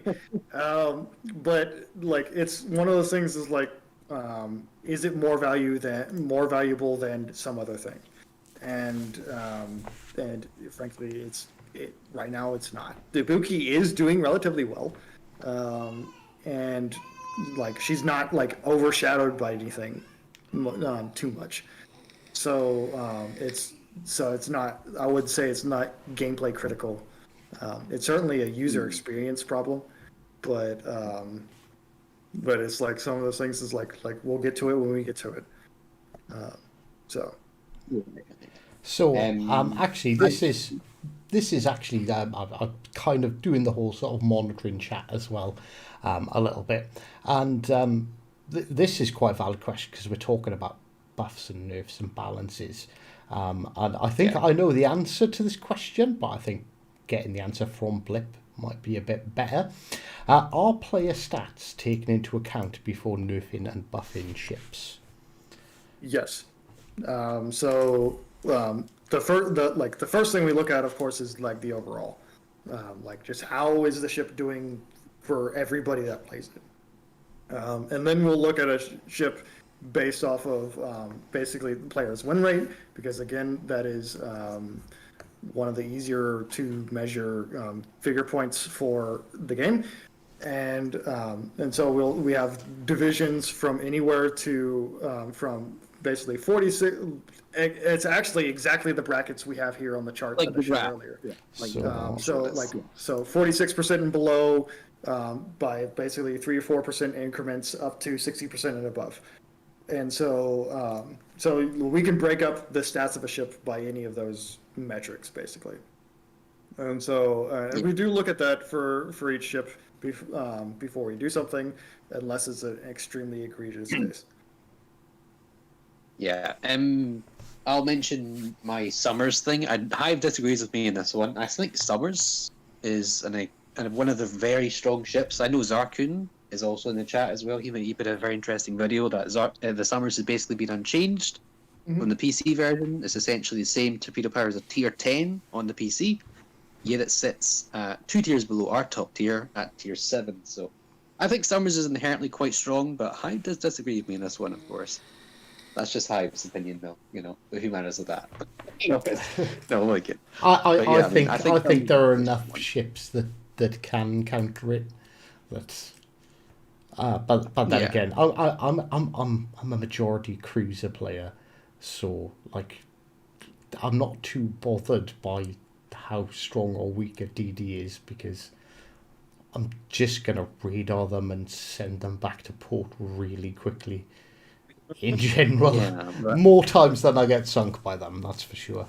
You got to remember though, and not everyone is as good a cruiser player as you might be. That's the thing, and it's the general player base. Not everyone is at the same level as Hive or so forth. Sorry. Yeah. Summers is very good, and it's like right among the top at tier 7, but it's not blowing anything out of the water at tier 7, I would say. And so like ships like Udachi and Paolo Emilio actually are competing quite closely with it. Paolo Emilio doesn't get talked about, but it's easily one of the best tier 7s. Like it's really strong. I don't have it. But there is a reason that Summers is one of the 3 collector's edition ships. Yeah, it is inherently a very strong boat. When I pull the thing out, it does incredibly well. It's just such good reaction time on torpedoes. As the whole point was Ark was mentioning, it's just a really, really strong torpedo boat, and it's fast. It's got good alpha strike on its guns. There's a lot to love about the Summers, I think, in general, and I think it is a tad bit too strong. But again, that comes down to player opinions. I don't always have these stats. I don't have the spreadsheets and so forth. And again, even some of my fellow peers like Hive will just straight up disagree with me here. And it's that's the difficulty of balancing, because everyone's got an opinion and not everyone's going to be the same. So that's a very important part there. What's your thoughts on Republic, Hive, I think? Because I think Republic is arguably like the number 2 strongest BB in the game, I think. Because we played Burgonia. Did you play Burgonia, Hive? I did. Not much, because I didn't have much free time. I don't think I actually made a video on it. But I thought Burgonia and Republic are very similar. I wouldn't say there are tier differences. They're very similar. Yeah, Republic is very strong, and it's definitely one of the better ships at tier 8. But interestingly enough, it's not better than Prince Ruprecht. Ruprecht's very good. Yeah, Prince Ruprecht is king of tier 8. Period. Full stop. There's no contest. My god! I've got some grinding to do now. Now that you told me that, I've actually got to play some German boats. But Republic and it does depend on like what skill bracket you look at, but Republic is basically on par with like Musashi and Savetsky Soyuz. It is stronger than Maine and Friedrich de Grosse, but it's not it's not blowing anything out. What? Was Republic stronger than Grosse Kurfürst, for example, or Montana? No. Actually, hang on. I've got a strong feeling because honestly, I would place it's- number 2 in competitiveness. Or front Yamato first, maybe Conqueror, then Republic. I honestly think because the power of the guns are just so good, such Yeah. great penetration. Yeah, so it's basically exactly on par with Montana, which is strong for a tier 8. Like, it is admittedly strong for a tier 8, and we have looked at nerfing Republic. Hasn't happened, but it's there. It's one of those situations where it's a really strong ship, like Ochakov, but it's not so strong that we need to do something about it. It's not the Weimar, It's borderline, what you're trying to say, I think. Yeah. I wouldn't even say it's borderline. It's just really strong. So this is actually I kind of like I'm doing the whole trying to keep up with chat a little bit whilst trying to listen and trying to engage. That's probably why I've gone a little bit quieter in general. But this question popped up and it's really relevant. And before I forget that it was asked, so I know you introduced SAP to the premium Italians as kind of a test. Is there any information on what the plan is going forward? Are the tech tree ships going to get it? Is it still on the fence? Is it never going to happen? Because now the Abruzzi is good, which proves it's broken. Abruzzi always has been good, but that's just me. I would say there's no immediate news when it comes to SAP and tech tree ships, and I know that there's Italian fans out there that hate hearing that. Myself included. Not listening. It's we are going to have Battleship SAP tested this upcoming update because Dante Alighieri is going to be available for free if you have the credits to do the mission, which is I think at most it's going to be 5 million credits. It might even be less than that, and you get a free Dante Alighieri that has both main battery SAP and secondary battery SAP. And the main battery SAP is an option, just like with Abruzzi and Duco d'Aosta and all these sorts of things. But for those who just as well, the SAP is limited to 10% as well, because it's just like regular DDs against destroyers. Just so it's not like any different from the PC version of the Battleship SAP. Yeah, just a good thing there for those people. And so like there is going to be that test there. I believe that we have by now fixed most of the bugs with SAP. But it's still kind of just making sure that things are right and that we can balance it and all that sort of stuff before we can really bring it to tech tree. I think there's still a 203mm SAP is a little bit still the saturation issue, or there's a couple issues with the higher caliber SAP, if I'm not mistaken. I could be wrong about that one. Yeah, so there was the main problem with SAP was getting like really weird citadels, which apparently was happening because SAP wasn't properly arming on the water surface. So they're basically SAP was getting diving citadel hits. Like AP can hit the water and then hit somebody's citadel. SAP was doing the same thing when it shouldn't supposed to be able to do that. So we found a fix for that. I'm not sure if that's been implemented quite yet, but I think it has.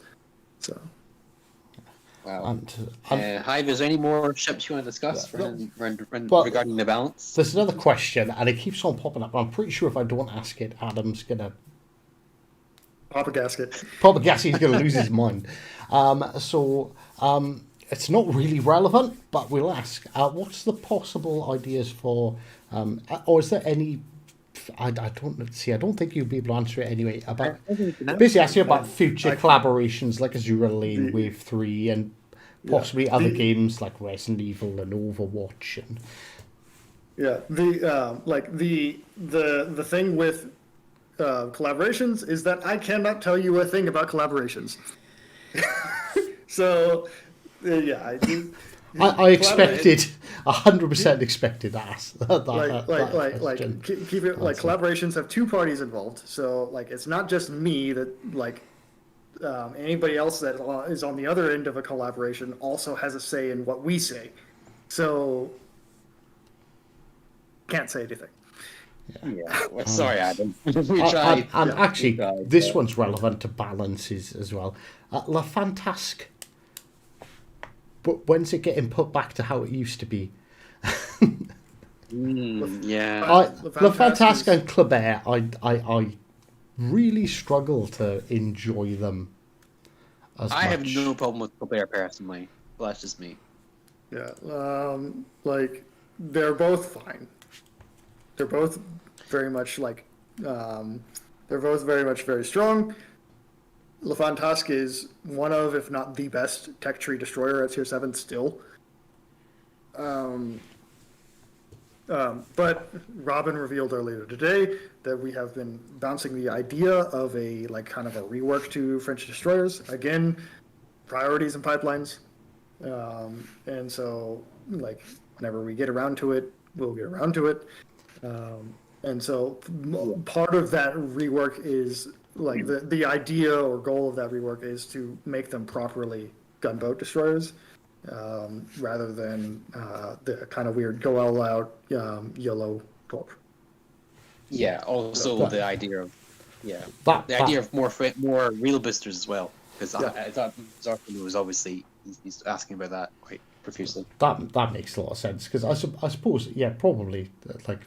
And this is one of those things. The Fantasque and Clubert are probably still really good, but you know when you've had that power and then it's been taken away from you, it kind of feels like losing an arm.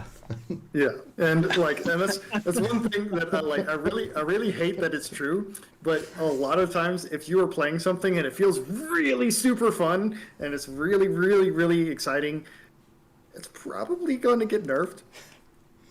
And you just have to be ready for that. Like if something feels too strong or it feels incredibly strong, it might just be incredibly strong. Well, off the back of that, then, really quickly, Plymouth, is it safe? Tell me. You need to know. Because I love that ship. Wait, which one? Sorry. The Plymouth. Oh, Plymouth is like on par with like the top tier 7 cruisers. It's not blowing anything out of the water. So Plymouth is like it's on par with like Wichita and Ochkov and those cruisers. So it's safe is what we're saying. Thank you. I'm quite happy to end it on that high note. I think there's only really like one or two big things left to ask about, and this is one Spartan had an issue with, and I'm pretty sure you want me to bring it up. And in all fairness, it's something I have a bit of an issue with as well, and that's with the charging for bureau projects. I know it's only been done with carriers, but kind of felt like, and the Colbert, but I kind of felt that you've sort of given us something and a system we're kind of used to, and then started monetizing it, almost 2 years after the Bureau came out. And I don't know if you can comment on it, but if you can, we would really like to hear. This is why you're never coming back, probably. Well, I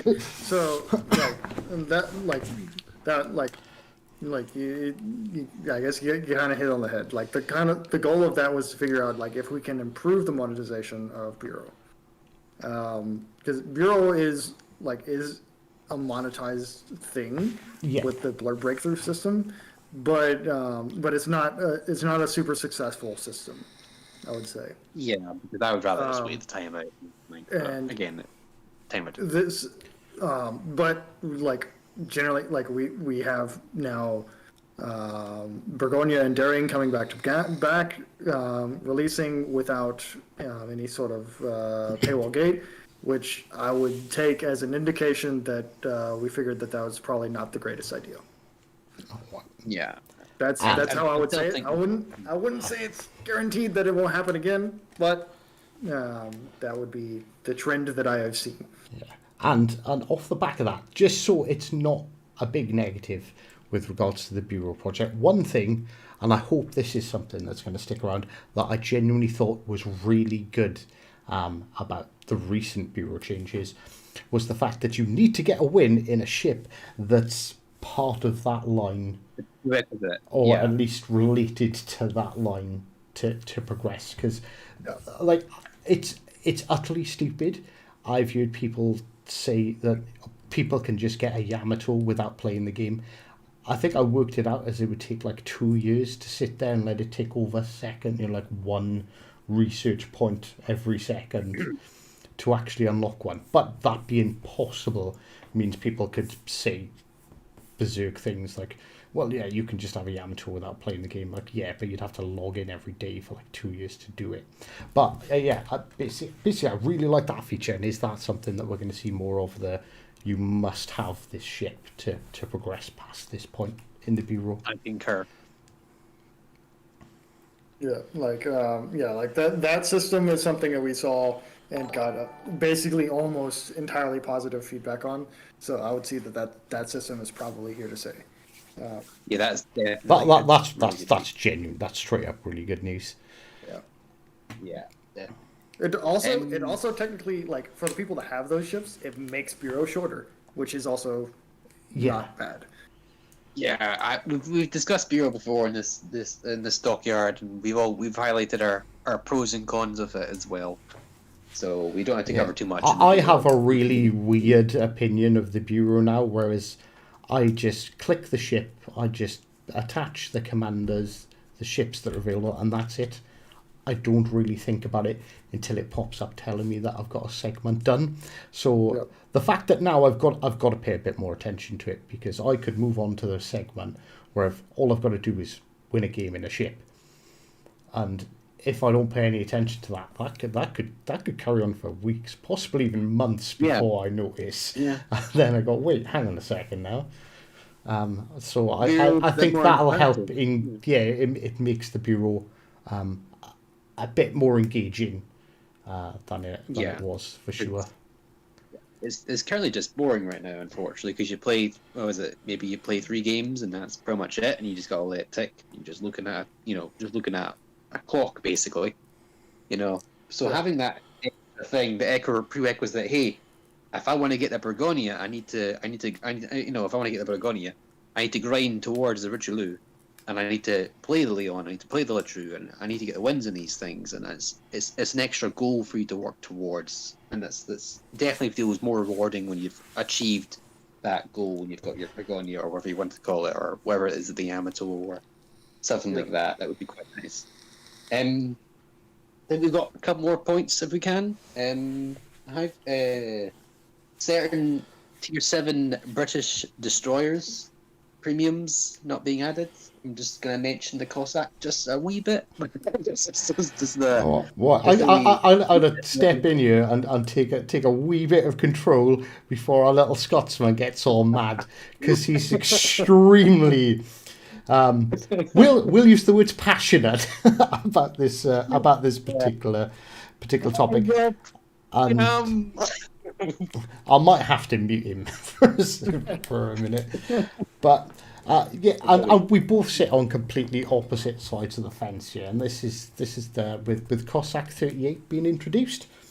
I think I'm from the opinion it is what it is, and essentially it's just a British premium tier 6 gunboat, and it's definitely more gunboat focused. Whereas Monk feels we've had a bit of an injustice here, and it could have been given to us as a tier 7, particularly with us not having a premium tier 7 British DD.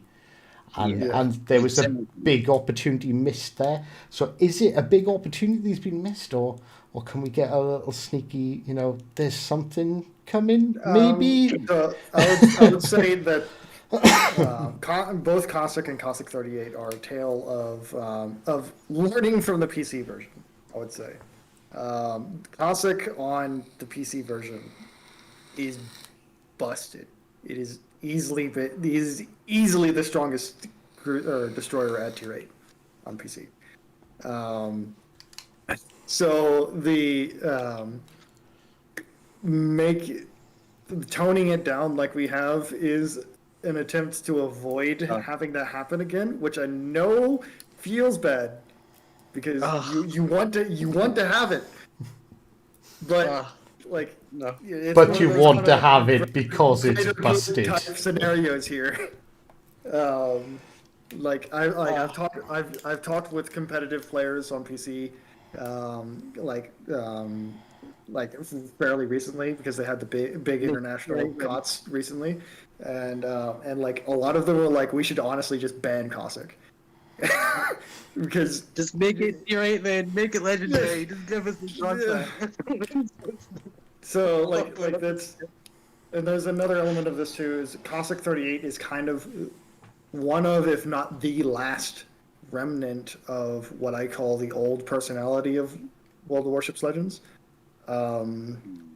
If you've ever heard me describe this before, essentially what happened was last year we had a change in the game design team where basically the old lead of the game design team moved on, and we got a new game design lead, and it kind of changed the personality of how balance is done and our approach to things. And so Cossack is kind of like the last knight of the old personality, and they call it my boy. And so, old personality is the thing where having 32 millimeter bow cruisers and end bow, where new personality tends to be a lot closer to PC balance, as well as say more YOLO personality about things, which has risks and rewards of its own right. But it's a mix of a lot of these sorts of things. Obviously, going on. yeah, And, I get where you're and coming from. well, I get where you're coming from. this is relevant as well, because Cossack, it's the Cossack 38. Now you may know better than me, but I'm pretty sure, because Monk was saying that it should have smoke, it should have sonar or ship mounted sonar, at least using quotes, wasn't in production until the early 1940s. Is that correct? No, Do you know? that is not correct.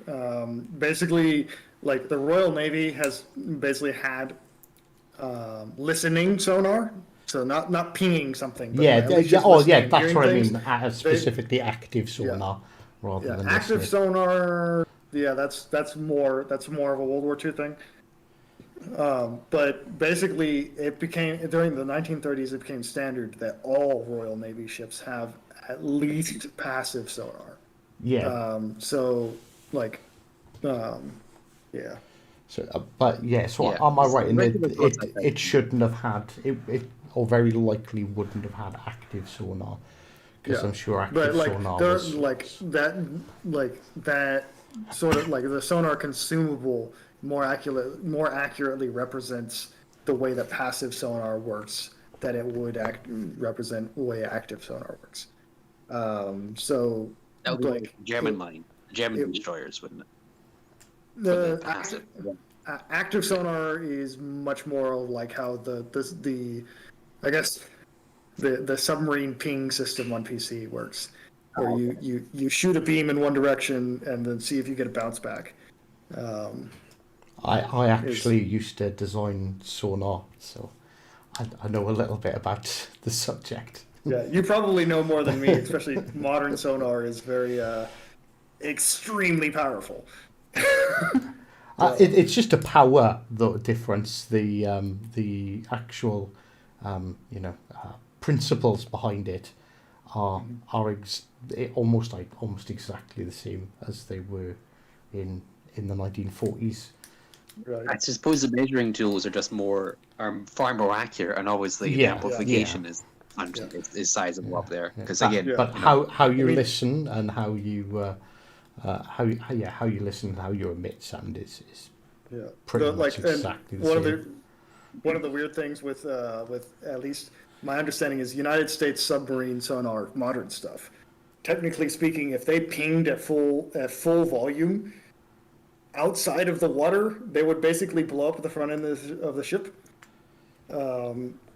It's because of how the just pressure physics is weird. So like, Well, they yeah, have, you they can can only ping inside of the water. you can if you're traveling at fast enough speeds, you can create cavitation Yeah. through the use of sonar. So I could imagine maybe it might not blow the front of the sub off, but I think it would definitely do some damage. And you wouldn't want to be within a mile of it. Yeah. yeah, no, it's quite devastating because your sonar sound waves do travel very fast. So yeah, it's an interesting concept there. Isn't it about 727 miles per hour in air? Is it not 340 meter per second for sound, or is it 330? It's right about that number.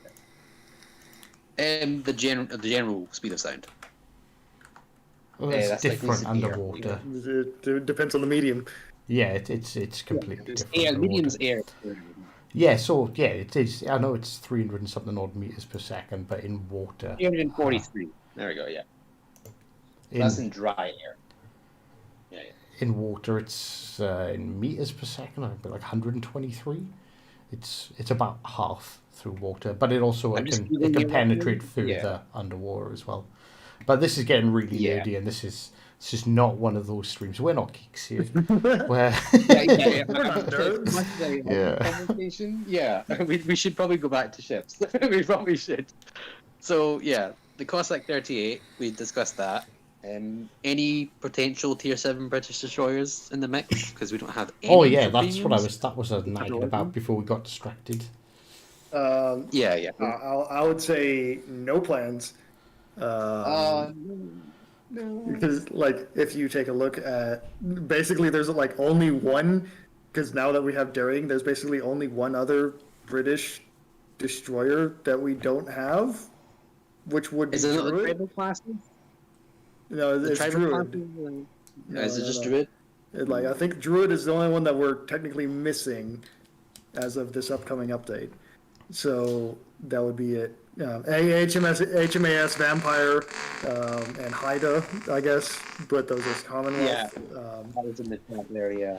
Can't you just Yeah, give he's them? nice then. Can't you just take the A out of it and give it to us? It's just a typo. It's fine. You're getting Daring next update, like. But that's legendary tier. We got nothing at tier 7, you know? Like, Yeah. The Americans got Summers, Black, you know, they got plenty of options, man. They got Summers, Black. That's the what else point. they got? Us Brits get no love because I'd like to point out we do not have a premium tier 4 ship at all. Do you not? No, there's not a single British premium tier 4 ship. Holy shit, you're right. Yeah. I know. Well, I wouldn't lie to you. I wouldn't lie to you because Technically- you'd know I was technically- wrong. Nyogi would have been built in a British yard. I'm really tired now. Okay, Mr. Splitting it here. Got it. All right. But there's also a lack of some other nations get a severe lack of premium boats. Like for example, the IGN BBs at tier 7. We just have the Key, which is essentially a different version of the Amagi. So there's nothing at tier 7 for the Japanese, the Italians, and Italian legendary when, because we have like 5 American legendaries. We have not a single Italian one.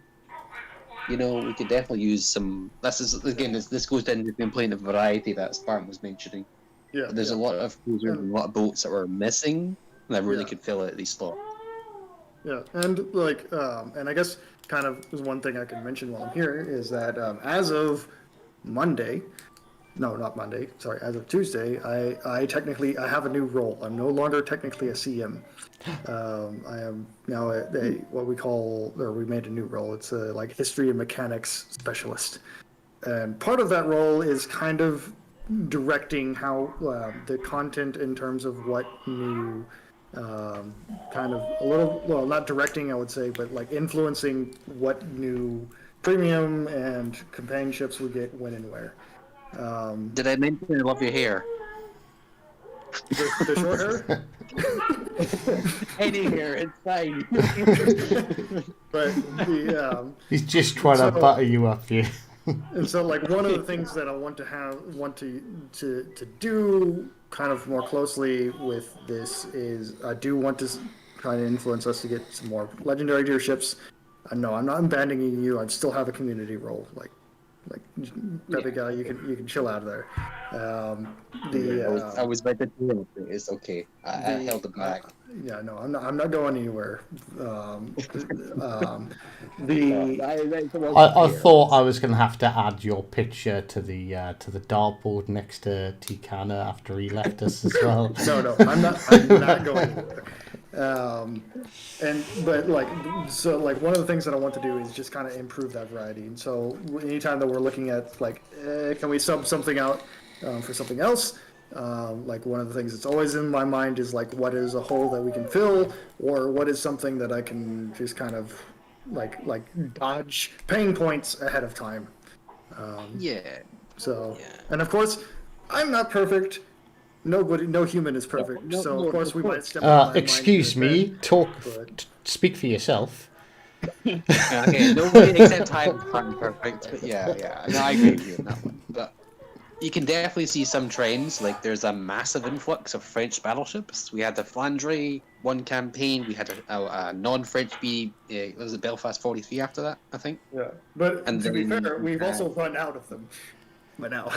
Yeah, we basically used them all. Like you filled them all. We had Flandre, then we had Republic, one after, and then after Republic we had the Kronstadt. And now we're getting Alsace.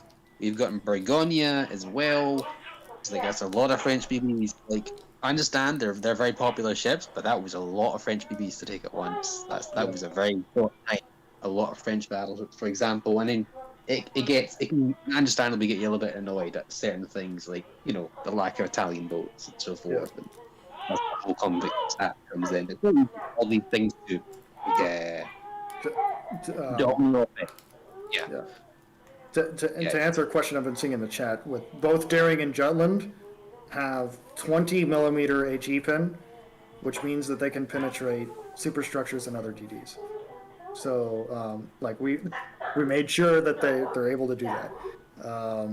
And in terms of AP, both of them have improved AP pin angles. To answer those questions, sorry, I was seeing them pop up in chat. I was about to ask those as well. Yeah. So fear not. And yes. so I think that's my note then. Don't know how we're doing on time. We've had Mr. Blip for a little over 2 hours. But I did pose a question. This is something me and Spartan have butted heads a little bit about. And that is, what would win? Iowa or Vanguard? I know the Iowa on paper is probably the superior ship, and I won't argue with that. But my argument was the British had far more ship-to-ship combat experience, and that might play a factor. So maybe you could weigh in a little bit here. So, historically speaking, I'm guessing, right? Yeah. We're not talking about the modernized Iowa, because that would be. Let's say it's Operation. What's that name?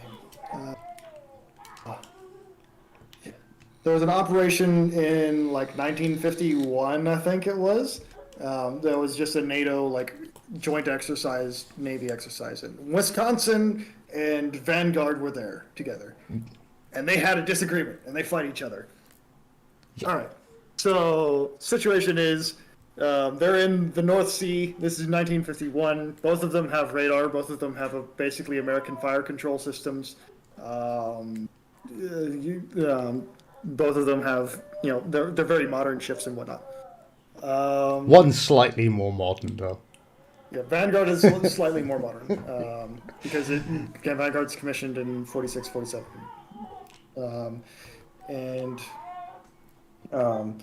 So I would say Iowa has a very clear firepower advantage, or rather, Wisconsin would have a very clear firepower advantage. But the thing is Vanguard is better protected,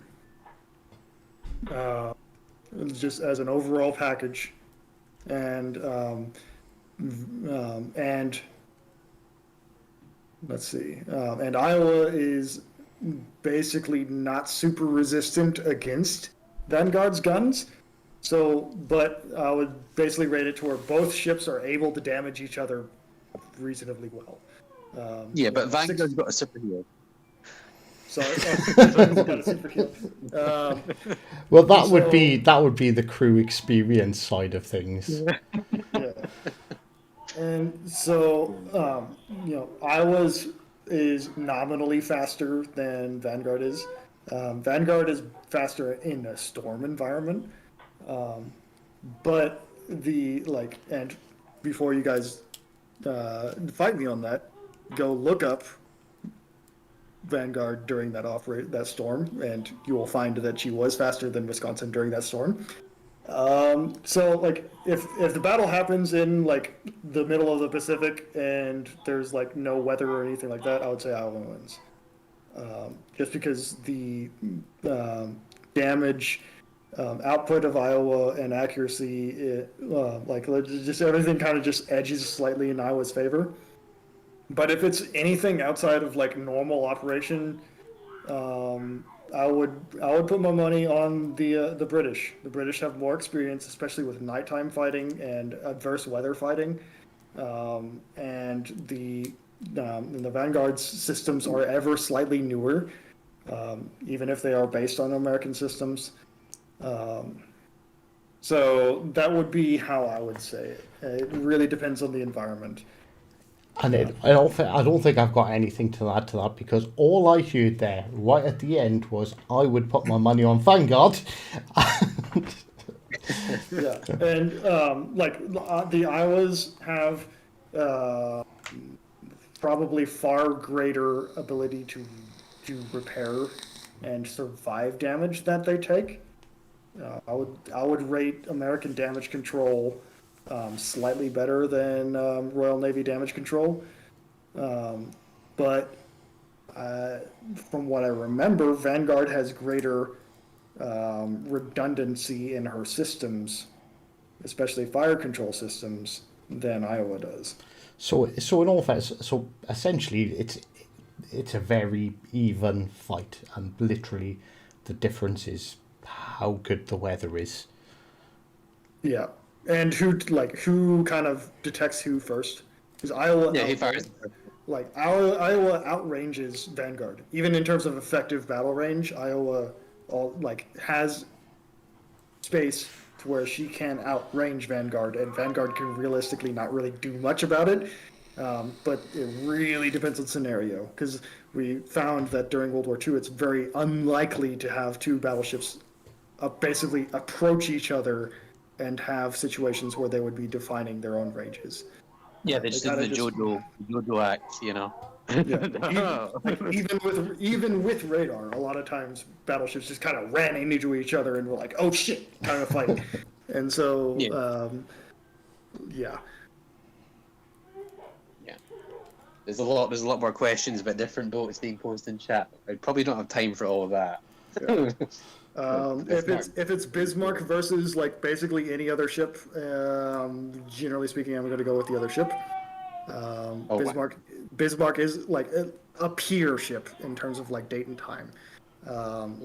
Basically, because Bismarck is a strong ship. It is a powerful ship.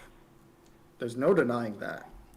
Wasn't But a it's lot not- of the technology from Bismarck like World War One era, which made it quite susceptible? That's largely overstated. Like Bismarck is a modern ship. It is a powerful ship. It is a large ship. It's just not an optimal ship, and it's not more powerful than some other ships. And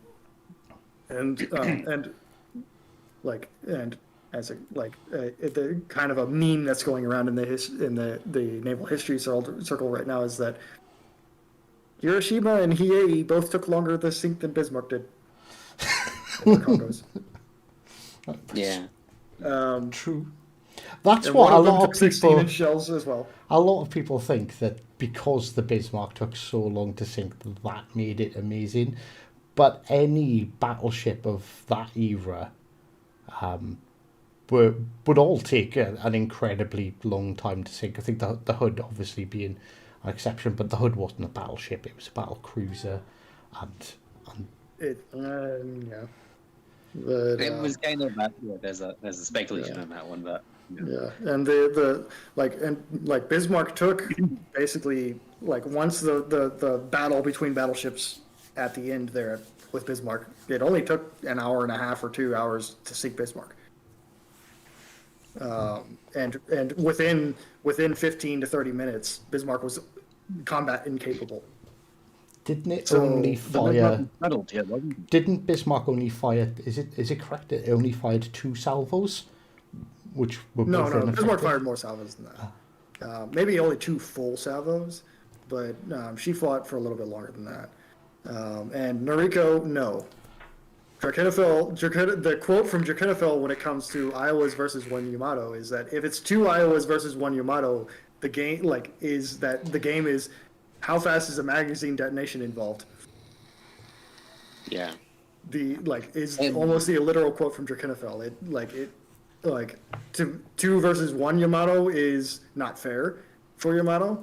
1 versus 1 with Yamato is Iowa still probably has Iowa's still competitive. I would give Yamato a little bit of an edge over Iowa, but it's still competitive.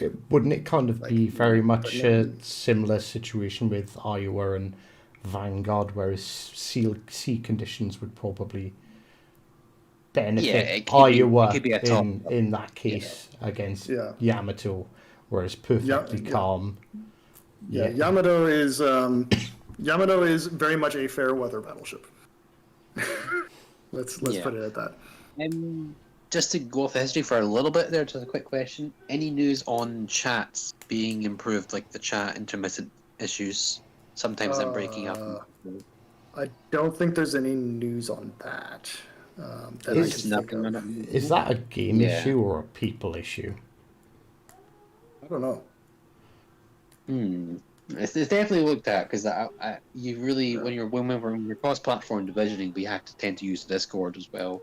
Again, when is PlayStation Discord? Actually, there is one thing I can confirm that I have noticed specifically when loading into a battle, when you've got that sort of brief pause, as the screen switches when you hit the anchor to the map screen loading up, it's saying you're on this map.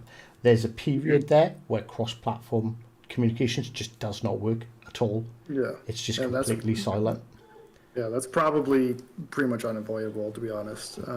There's almost always going to be a gap, in a sense. So. Yeah. Also, are we a small, maybe possibly dumb question, but I don't know. I was asked to say this in the podcast by a couple of people of mine. How come certain battleships have 100,000 elite XP to build up to upgrade your ship, whereas other boats are 300,000 elite XP? Like for Veneto, Vittorio Veneto is it only takes 100,000, whereas a Bismarck or what do you call it, Bismarck or another tech tree, an older tech tree, takes 300,000. As far as I realize that any tier 7 ship takes 100,000 XP to get all the upgrades unlocked. I thought that was the case as well. If it's not the case, please, if it's tier 6, a tier 6 takes significantly more than 100. There was someone's telling me this. I need to get a bit more information on. Yeah, I'll Oh. also hit you up later on that. It's I because just see with that one. Anyway. it's because the tier 8 is not available. So maybe is that a thing of like if you've just unlocked the Bismarck, it'll show us 300,000 to unlock the. Oh. Yeah. Could be So it. like if there's no tier 8 available, it's just going to show the 100,000 cap. But if there is a tier 8 available, it'll show 300,000. That So makes Okay, that's perfect probably sense. what they're seeing. Yeah, probably what they're seeing. Yeah, that Yeah. makes sense there. So Yeah, I was confused by that too. I have a question. It's one I hadn't thought about. So are all the modifications still unlocked by the time you hit 100,000? I'm assuming it is. If you hit 100,000 on Bismarck, So say if I just unlock Bismarck today, that's Yeah. going to show 300,000. But you'll need 100,000 to unlock all the upgrades. oh yeah, just like yeah, old yeah, times. yeah. In that case, yeah, all is fair and love. All is fair and fine. My Yeah. perspective. I think we've covered almost everything, Hive. Do you want to leave for the community chat or anything else, or I don't know what you want to do right now at this point? Because you finished pretty much everything here. Yeah, we've covered everything. So like we could do a quick conclusions first, maybe. So the main topics were like the current year update, which has been a little bit slow. I think even Blip agreed that it's been a little bit of a. We've had a little bit of a quiet period, but then we have had cross-platform come at the beginning of this year, which was huge. We are likely to see training rooms next update. So I think when you actually add those, like overall, this year's been pretty good. Yeah. Just Wednesday Italian tier 8's coming, and Wednesday Malfi permanent camo coming. Saying it's been there for God knows how long. Sorry, totally not triggered. Moving on. I think we all agree that the game popularity, Blip's kind of proved it, and it also seems like I think my point about sort of people having less free time also like factors into it greatly. But I think the game is perfectly stable, and it's actually it seems to be doing consistently rather good. So I think that answers that really. Yeah. Is the game declining? And I think the clear answer is no. Or if there is, it's minor. It's really stable, which is good news for the game. Player retention, that's a whole different thing. But again, it's whether the influx of new players and the old players that we keep on and so forth. So it's still a wee bit, but overall, the game popularity isn't changing much. State of It's the just game. we don't know about the player retention. Yes. And I guess to add on to the chart thing, it's these numbers are based off of what we call weekly active users. So this is just people who log in basically, it's the average over the quarter for people who log in every week, more or less. These are people who are repeatedly playing the game, maybe not every day, but every week for sure. Yeah. And that could be missing people that play it every other weekend or because commitments and whatnot. And there's also a massive amount of people that only play AI that none of us know about or knew about and have forgotten about. State of the game. Got any comments on the state of the game, Monk? The state of the game. As you mentioned, operations mode. There's there's options, some balance issues we've had. We discussed some of them, and there's the good reasoning behind a lot of them. Whether some of it is just boats that are very strong, just not on the cusp before performing, and other boats that are a little bit too strong and are being considered to be nerfed or buffed. And any future tweaks that we have for certain ships, it's based off a period is like, do we have time to fit this in for the upgrade? Fit this in for this update. So maybe Summoner is too strong and it's getting nerfed next update, but this update they didn't have time to slot that in. They didn't have the space to slot that in. So they are looking at these things, and we can only, as a community, we can only point these out towards the community developers, and maybe they'll look a bit more into the details, and that's all we can hope for, I guess. And that's in terms of the balancing issues. That's that covered. Game variety. Blip has said himself that he's becoming historical. What was the term of the role that you have? This historical History mechanics specialist. Can we just call him the Overlord? The Overlord Blip. No, I'm nowhere near that influential, but I have more influence now, I would say. Okay. Honestly, like as a player and sort of, although I believe this is probably the first time we've actually spoke. Obviously, we've talked on Discord a whole bunch, and I've been watching the streams. I am actually really happy that you are getting influence over the game. I don't. It doesn't matter how big or how small it is, but someone having like genuinely that much passion and knowledge about the history of ships. Although you can easily argue it's an arcade game. There's not much basis of actual history in there. But having someone who actually has knowledge and actually really loves ships, having that influence, I think is probably only a good thing for the game. Yeah. Especially for nerds like me. Yeah, and there's there's two ways to that street as well. Like, a lot of people will like come and be like, oh, why do you ban people who are angry all the time? It's like there's from a community management perspective that like we realize that people who are often very angry and talking to us about it are like they're frustrated and they have a problem, but they're passionate players nonetheless. But there's a degree of yes, we get you're passionate about it and that sort of thing, but there's also a degree of like at some point it's too much, and Flip's human being, So like that's we recognize that a lot of people who are very angry or are super salty or whatever are extremely passionate players, but at the same time it's not necessarily good for them or the community or for us. So I always sort of look at it as from the perspective of like if you're gonna say something to someone, like I know, and that's the thing. I think people don't think they're addressing you guys as the community team. They think they're talking to Wargaming, which is just this entity. Like it's not. You send that feedback, or you send that comment, or you DM Blip or Robin, and that's being read by a person.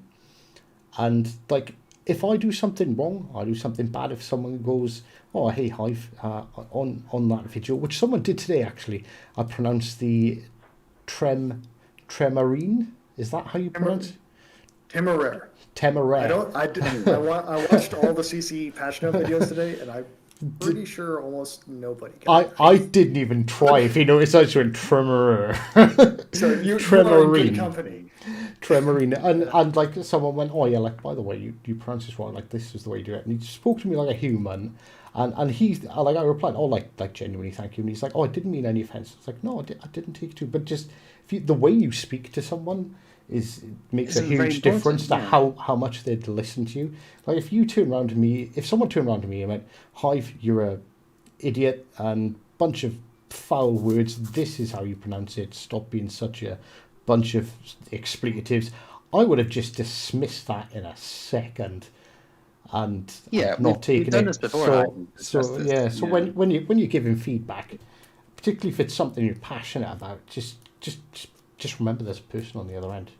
Also. Yeah, just being respectful, and you catch more flies of honey as well. Just be nice about it. Constructive criticism gets far better. If I go to Hive and I say, turn left, you numpty, I'm going to turn right. Yeah. If I say, Hive, could you turn left, please? Or, something like that. Or give me will to rebuild. Yeah. Can you get will to rebuild, please? Or like, God damn it, Hive, hurry up and get towards me, I'm gonna die.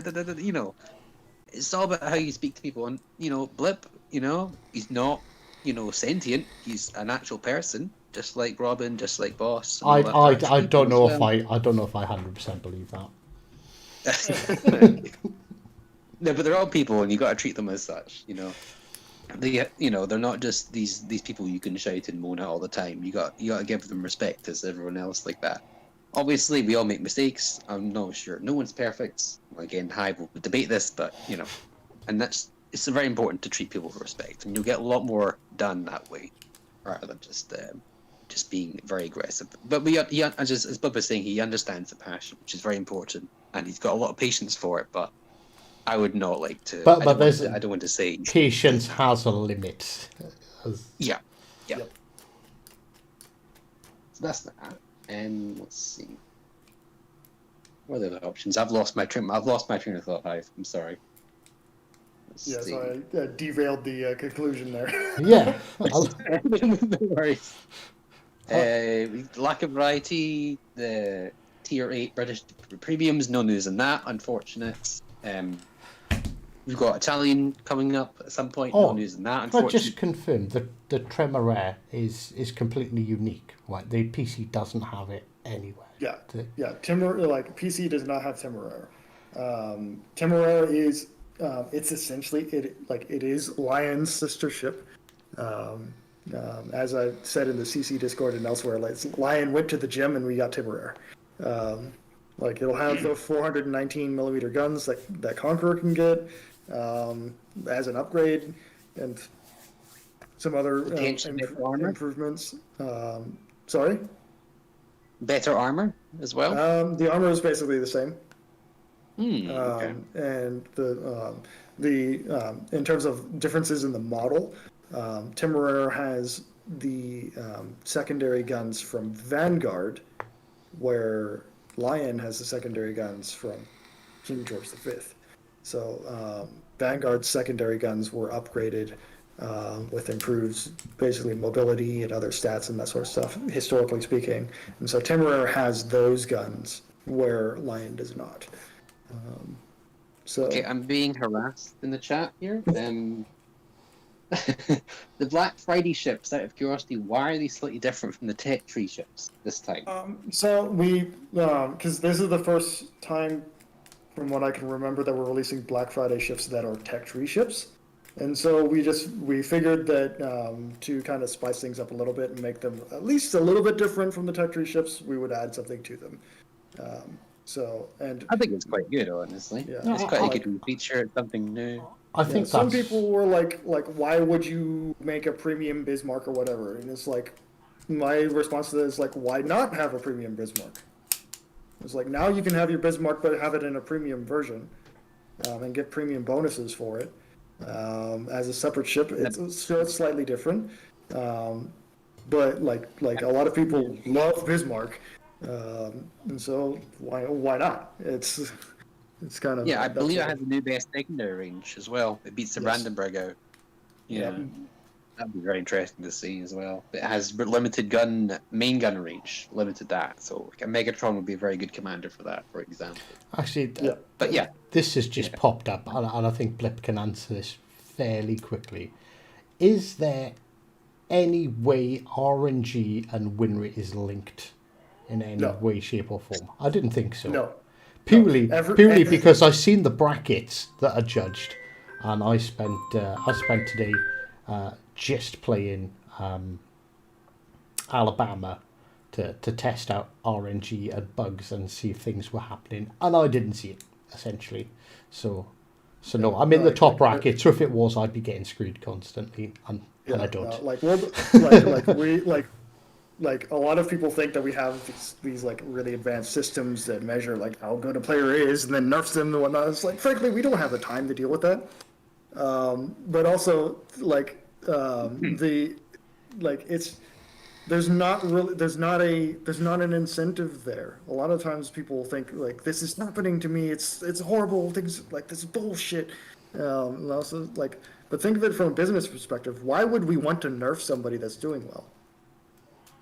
Why would we want to frustrate somebody that is a good long-term player? There's no reason to try to get rid of somebody. Because I missed that one salvo once. It's like it happens. This happens to all of us. I'm no exception. Hivehound's no exception. Let 'em Peek is no exception. Some brand new guy that just started is no exception. Everybody has the same RNG. I don't have a magic red button, even though we joke about it all the time. Does like this? I guarantee that red button's going to come out when it's when it's the CCs versus the CMs. I guarantee it will. Yeah, like my opinion on like skill-based matchmaking and these sorts of systems is like it works if you're looking at something like 3v3 or less, like 1v1 or 2v2, 3v3, like small, very small group games. Like skill-based matchmaking can work. But anytime you get anything larger than that, there's too many variables involved for a simple system, reliable system to work. There is no skill-based matchmaking. I will say I absolutely hate the idea of skill-based matchmaking. It's one of those things that I think in theory, like it sounds good. So it's like every single game I play, I am not going to have those potatoes or whatever term you want to use for the blueberries or, you know, the random players in your team that everyone likes to blame their losses on. I despise the idea of skill-based matchmaking purely because like every single game will just turn into an absolute sweat fest. And as much as I like competition, I like being competitive, I can't wait for clans and training rooms so we can have these set up these really competitive games. But if you're doing that constantly, it no longer becomes a fun game. If I want to jump into my my party bus, the Hotnik, just in case you weren't aware of what the party bus was, Blip. If I want to jump in my party bus and YOLO in and torp a couple of battleships, it's not going to happen if I'm up against the 60% win rate plus players every single time I play. And you're going to lose those magical moments, and you're never gonna. You're probably never. The likelihood of you dev striking anyone ever again is gonna become increasingly lower when something like that is implemented. And get good games is difficult as well, because like to get a cracking, you need to have a team that is allowing you to get that cracking. Because if something's giving you broadside, there's a chance of giving other people broadside. You know, as I mentioned, getting death right, getting good games in general. If everyone's performing well, the XP is spread out. And everyone will eventually, apart from like the top 1% of players, everyone else will eventually end up with just a 50% win rate. Yeah. And one of the comments here is like the commanders have no influence on matchmaking. Ooh. Okay. Other commanders are like there's no influence on like realistically speaking, the only thing that has influence on matchmaking is what class you are playing. So like if you're playing a carrier, then you're going to get matched against the other carrier. That's the only strict rule that 100% of the time happens. I know there's a secondary rule where you try to match up divisions against divisions when possible, but that's there are things where it's like the matchmaker will try to do something. But if it doesn't succeed, then it'll just let it slide. Like it'll try to mirror destroyers, but if there just aren't enough destroyers in the matchmaker, then eventually it will let them go. And that doesn't apply to necessarily the player experiencing it, or rather you, but it might be another destroyer in the matchmaker that's been waiting for 4 minutes. And so you're waiting 10 minutes in the stream, and in a game it might pair you in a match with no DDs, or they have a DD or something like that, or something wilder. Yeah, and so there's the matchmaker is designed to get people into games as quickly as possible, and so adding restrictions to it makes that longer, which is something that we don't like to do, because whenever you have a longer matchmaking time, just as a gross mass business thing, longer matchmaking time, less player retention, which is just not good. And so you can have all the players in the chat right now could say, I would gladly wait 30 seconds for a better game. Reality is that all the players in this chat don't represent all of the players in the game. No. And 30 seconds can be, we say it now, but, when the time comes you really want a match, waiting 30 seconds for a match can be annoying. It can be. Yep. It's you count it out in your head, and you realize, my goodness, that's quite a long time. My feeling is if there's enough time to go to the bathroom in between matchmaking time, it's perfect. Yeah, you'll get them every now and again. I think when they done the skill based ranked, was it? And you get in. No, it wasn't crap, I want to think about When they that. brought carriers out, When- carriers caused a lot of problems with the tiers. When there was ranked, when it does it, they were grouped. You had the groupings, the upper grouping and the lower grouping. Like once Yeah. you'd got so many stars. Like I remember sitting in the queues there for 5-6 minutes, and honest to God, there was nothing worse. It was horrible. I hated it. Oh, I hate being ranked in a So- DD. I can't be ours waiting. I just Yeah, play a ranked in a cruiser. DD, it's the queue times can be horrific. That's painful. Yeah, because you're waiting like God knows 5-6 minutes for a DD game because you're playing ranked and you want to win because you're playing the most influential class, and then say you lose the game, you just waited 6 minutes for the game you're going to lose. You played the game you're going to lose. That's 50 minutes of your life. You just feel you've lost. You know. Yeah, but that's a whole different topic. There, I think we have time to discuss ranked in this podcast. That's a whole too much. Yeah. Yeah. So I think I probably should be wrapping up, So- Hive. I think. Yeah, so Blade just asked a question about how big the player base is. Well, Blip's not. I don't know if he's allowed or just not willing to, but numbers of players are not given out to us. No, they're not. But So we do have a graph available that Princess kindly popped into the podcast chat on our Discord server. It has been shown throughout this stream as well, and it just.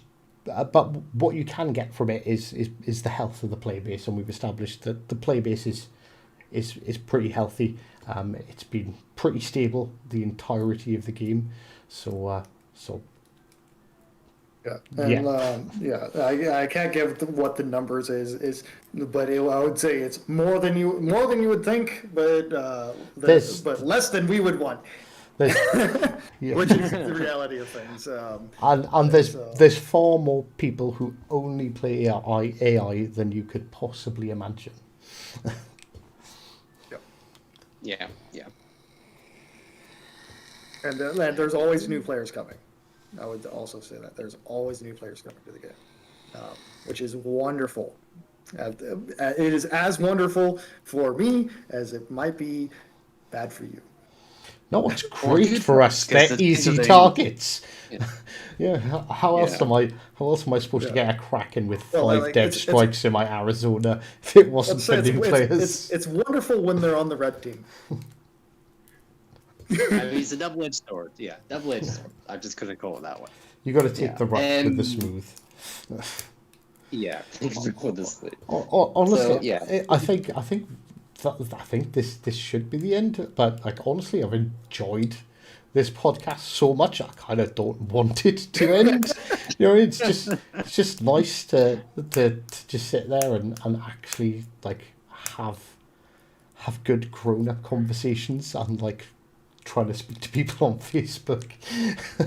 Oh, it's nice. It's very pleasurable. But no, it's genuinely been a pleasure. But I think this is probably a good time to end, and we have taken up Yeah, I'm getting far bored too of much of time. Prince Blip's time. Can we just quickly in chat, everyone, just give a thank you to Blip for coming along. It was really gracious of him to do so, and we'd like to thank him. And Yeah, and very much, mate. and can we ask Monk if he would have a shower, because 2.5 hours standing next to him is not fun. I would say some choice words right now. That's all I'm gonna say. I will say when it comes to like new player experience and stuff, a lot of the people that are going to be in this chat here have not gone through the new player experience maybe in years. Durka, I believe it was, did a relative. It was either Durka or Tech. I think it was Durka. Durka Games did a relatively recent video about a month or two ago, where he went through, basically started a new account and went through the new player experience. We have done work on what new players experience and like kind of I've like seen what that, we yeah. teach them. And so go take a look at that video and give it some thought and think of we're not completely dropping people into the ocean. Well, because I remember when Durka said about it, he's like, "Oh, this bit is really great," and I was like, "Yeah, that was always there, but you have actually changed it since we done it." Yeah, I made a new account recently as well, and I was going through that. It was interesting seeing for that sort of stuff. In retrospect, I should have recorded it myself, but there we go. That's the point. We need to get Durka on you next. I think you could be our next victim. We know harassment. Yeah. Usually they can't stand harassment. But yeah, It works every time. thanks for having me on, and and having the mindset of bringing me on along with Spartan. But yeah, like if you want to bring me back on for something or whatever, like let me know if you have specific topics and that sort of thing. So. Definitely, mate. It was a pleasure, mate. And I'm glad we got to talk about these issues. And I'm sorry because it just popped into my head. I literally just thought this because I'm taking away a lot from this. Is there anything, Blip, that from this conversation that you're going to take back and go, we need to possibly look at these areas? Thinking about it, probably versus AI, maybe looking into maybe Italian boat, Amalfi Camel.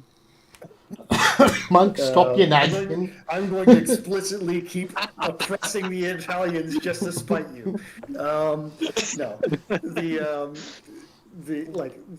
probably taking a look at seeing how we can engage the versus the AI players a little bit more, and maybe as well thinking of ways that we can maybe promote CCs more in game. I've talked with Peak in the past about putting you guys on the promo slides at when you log into the game, the little slides that show hey, these are news about the game, thing that happened as you're logging in. We can influence those. We just haven't really used that resource much, and so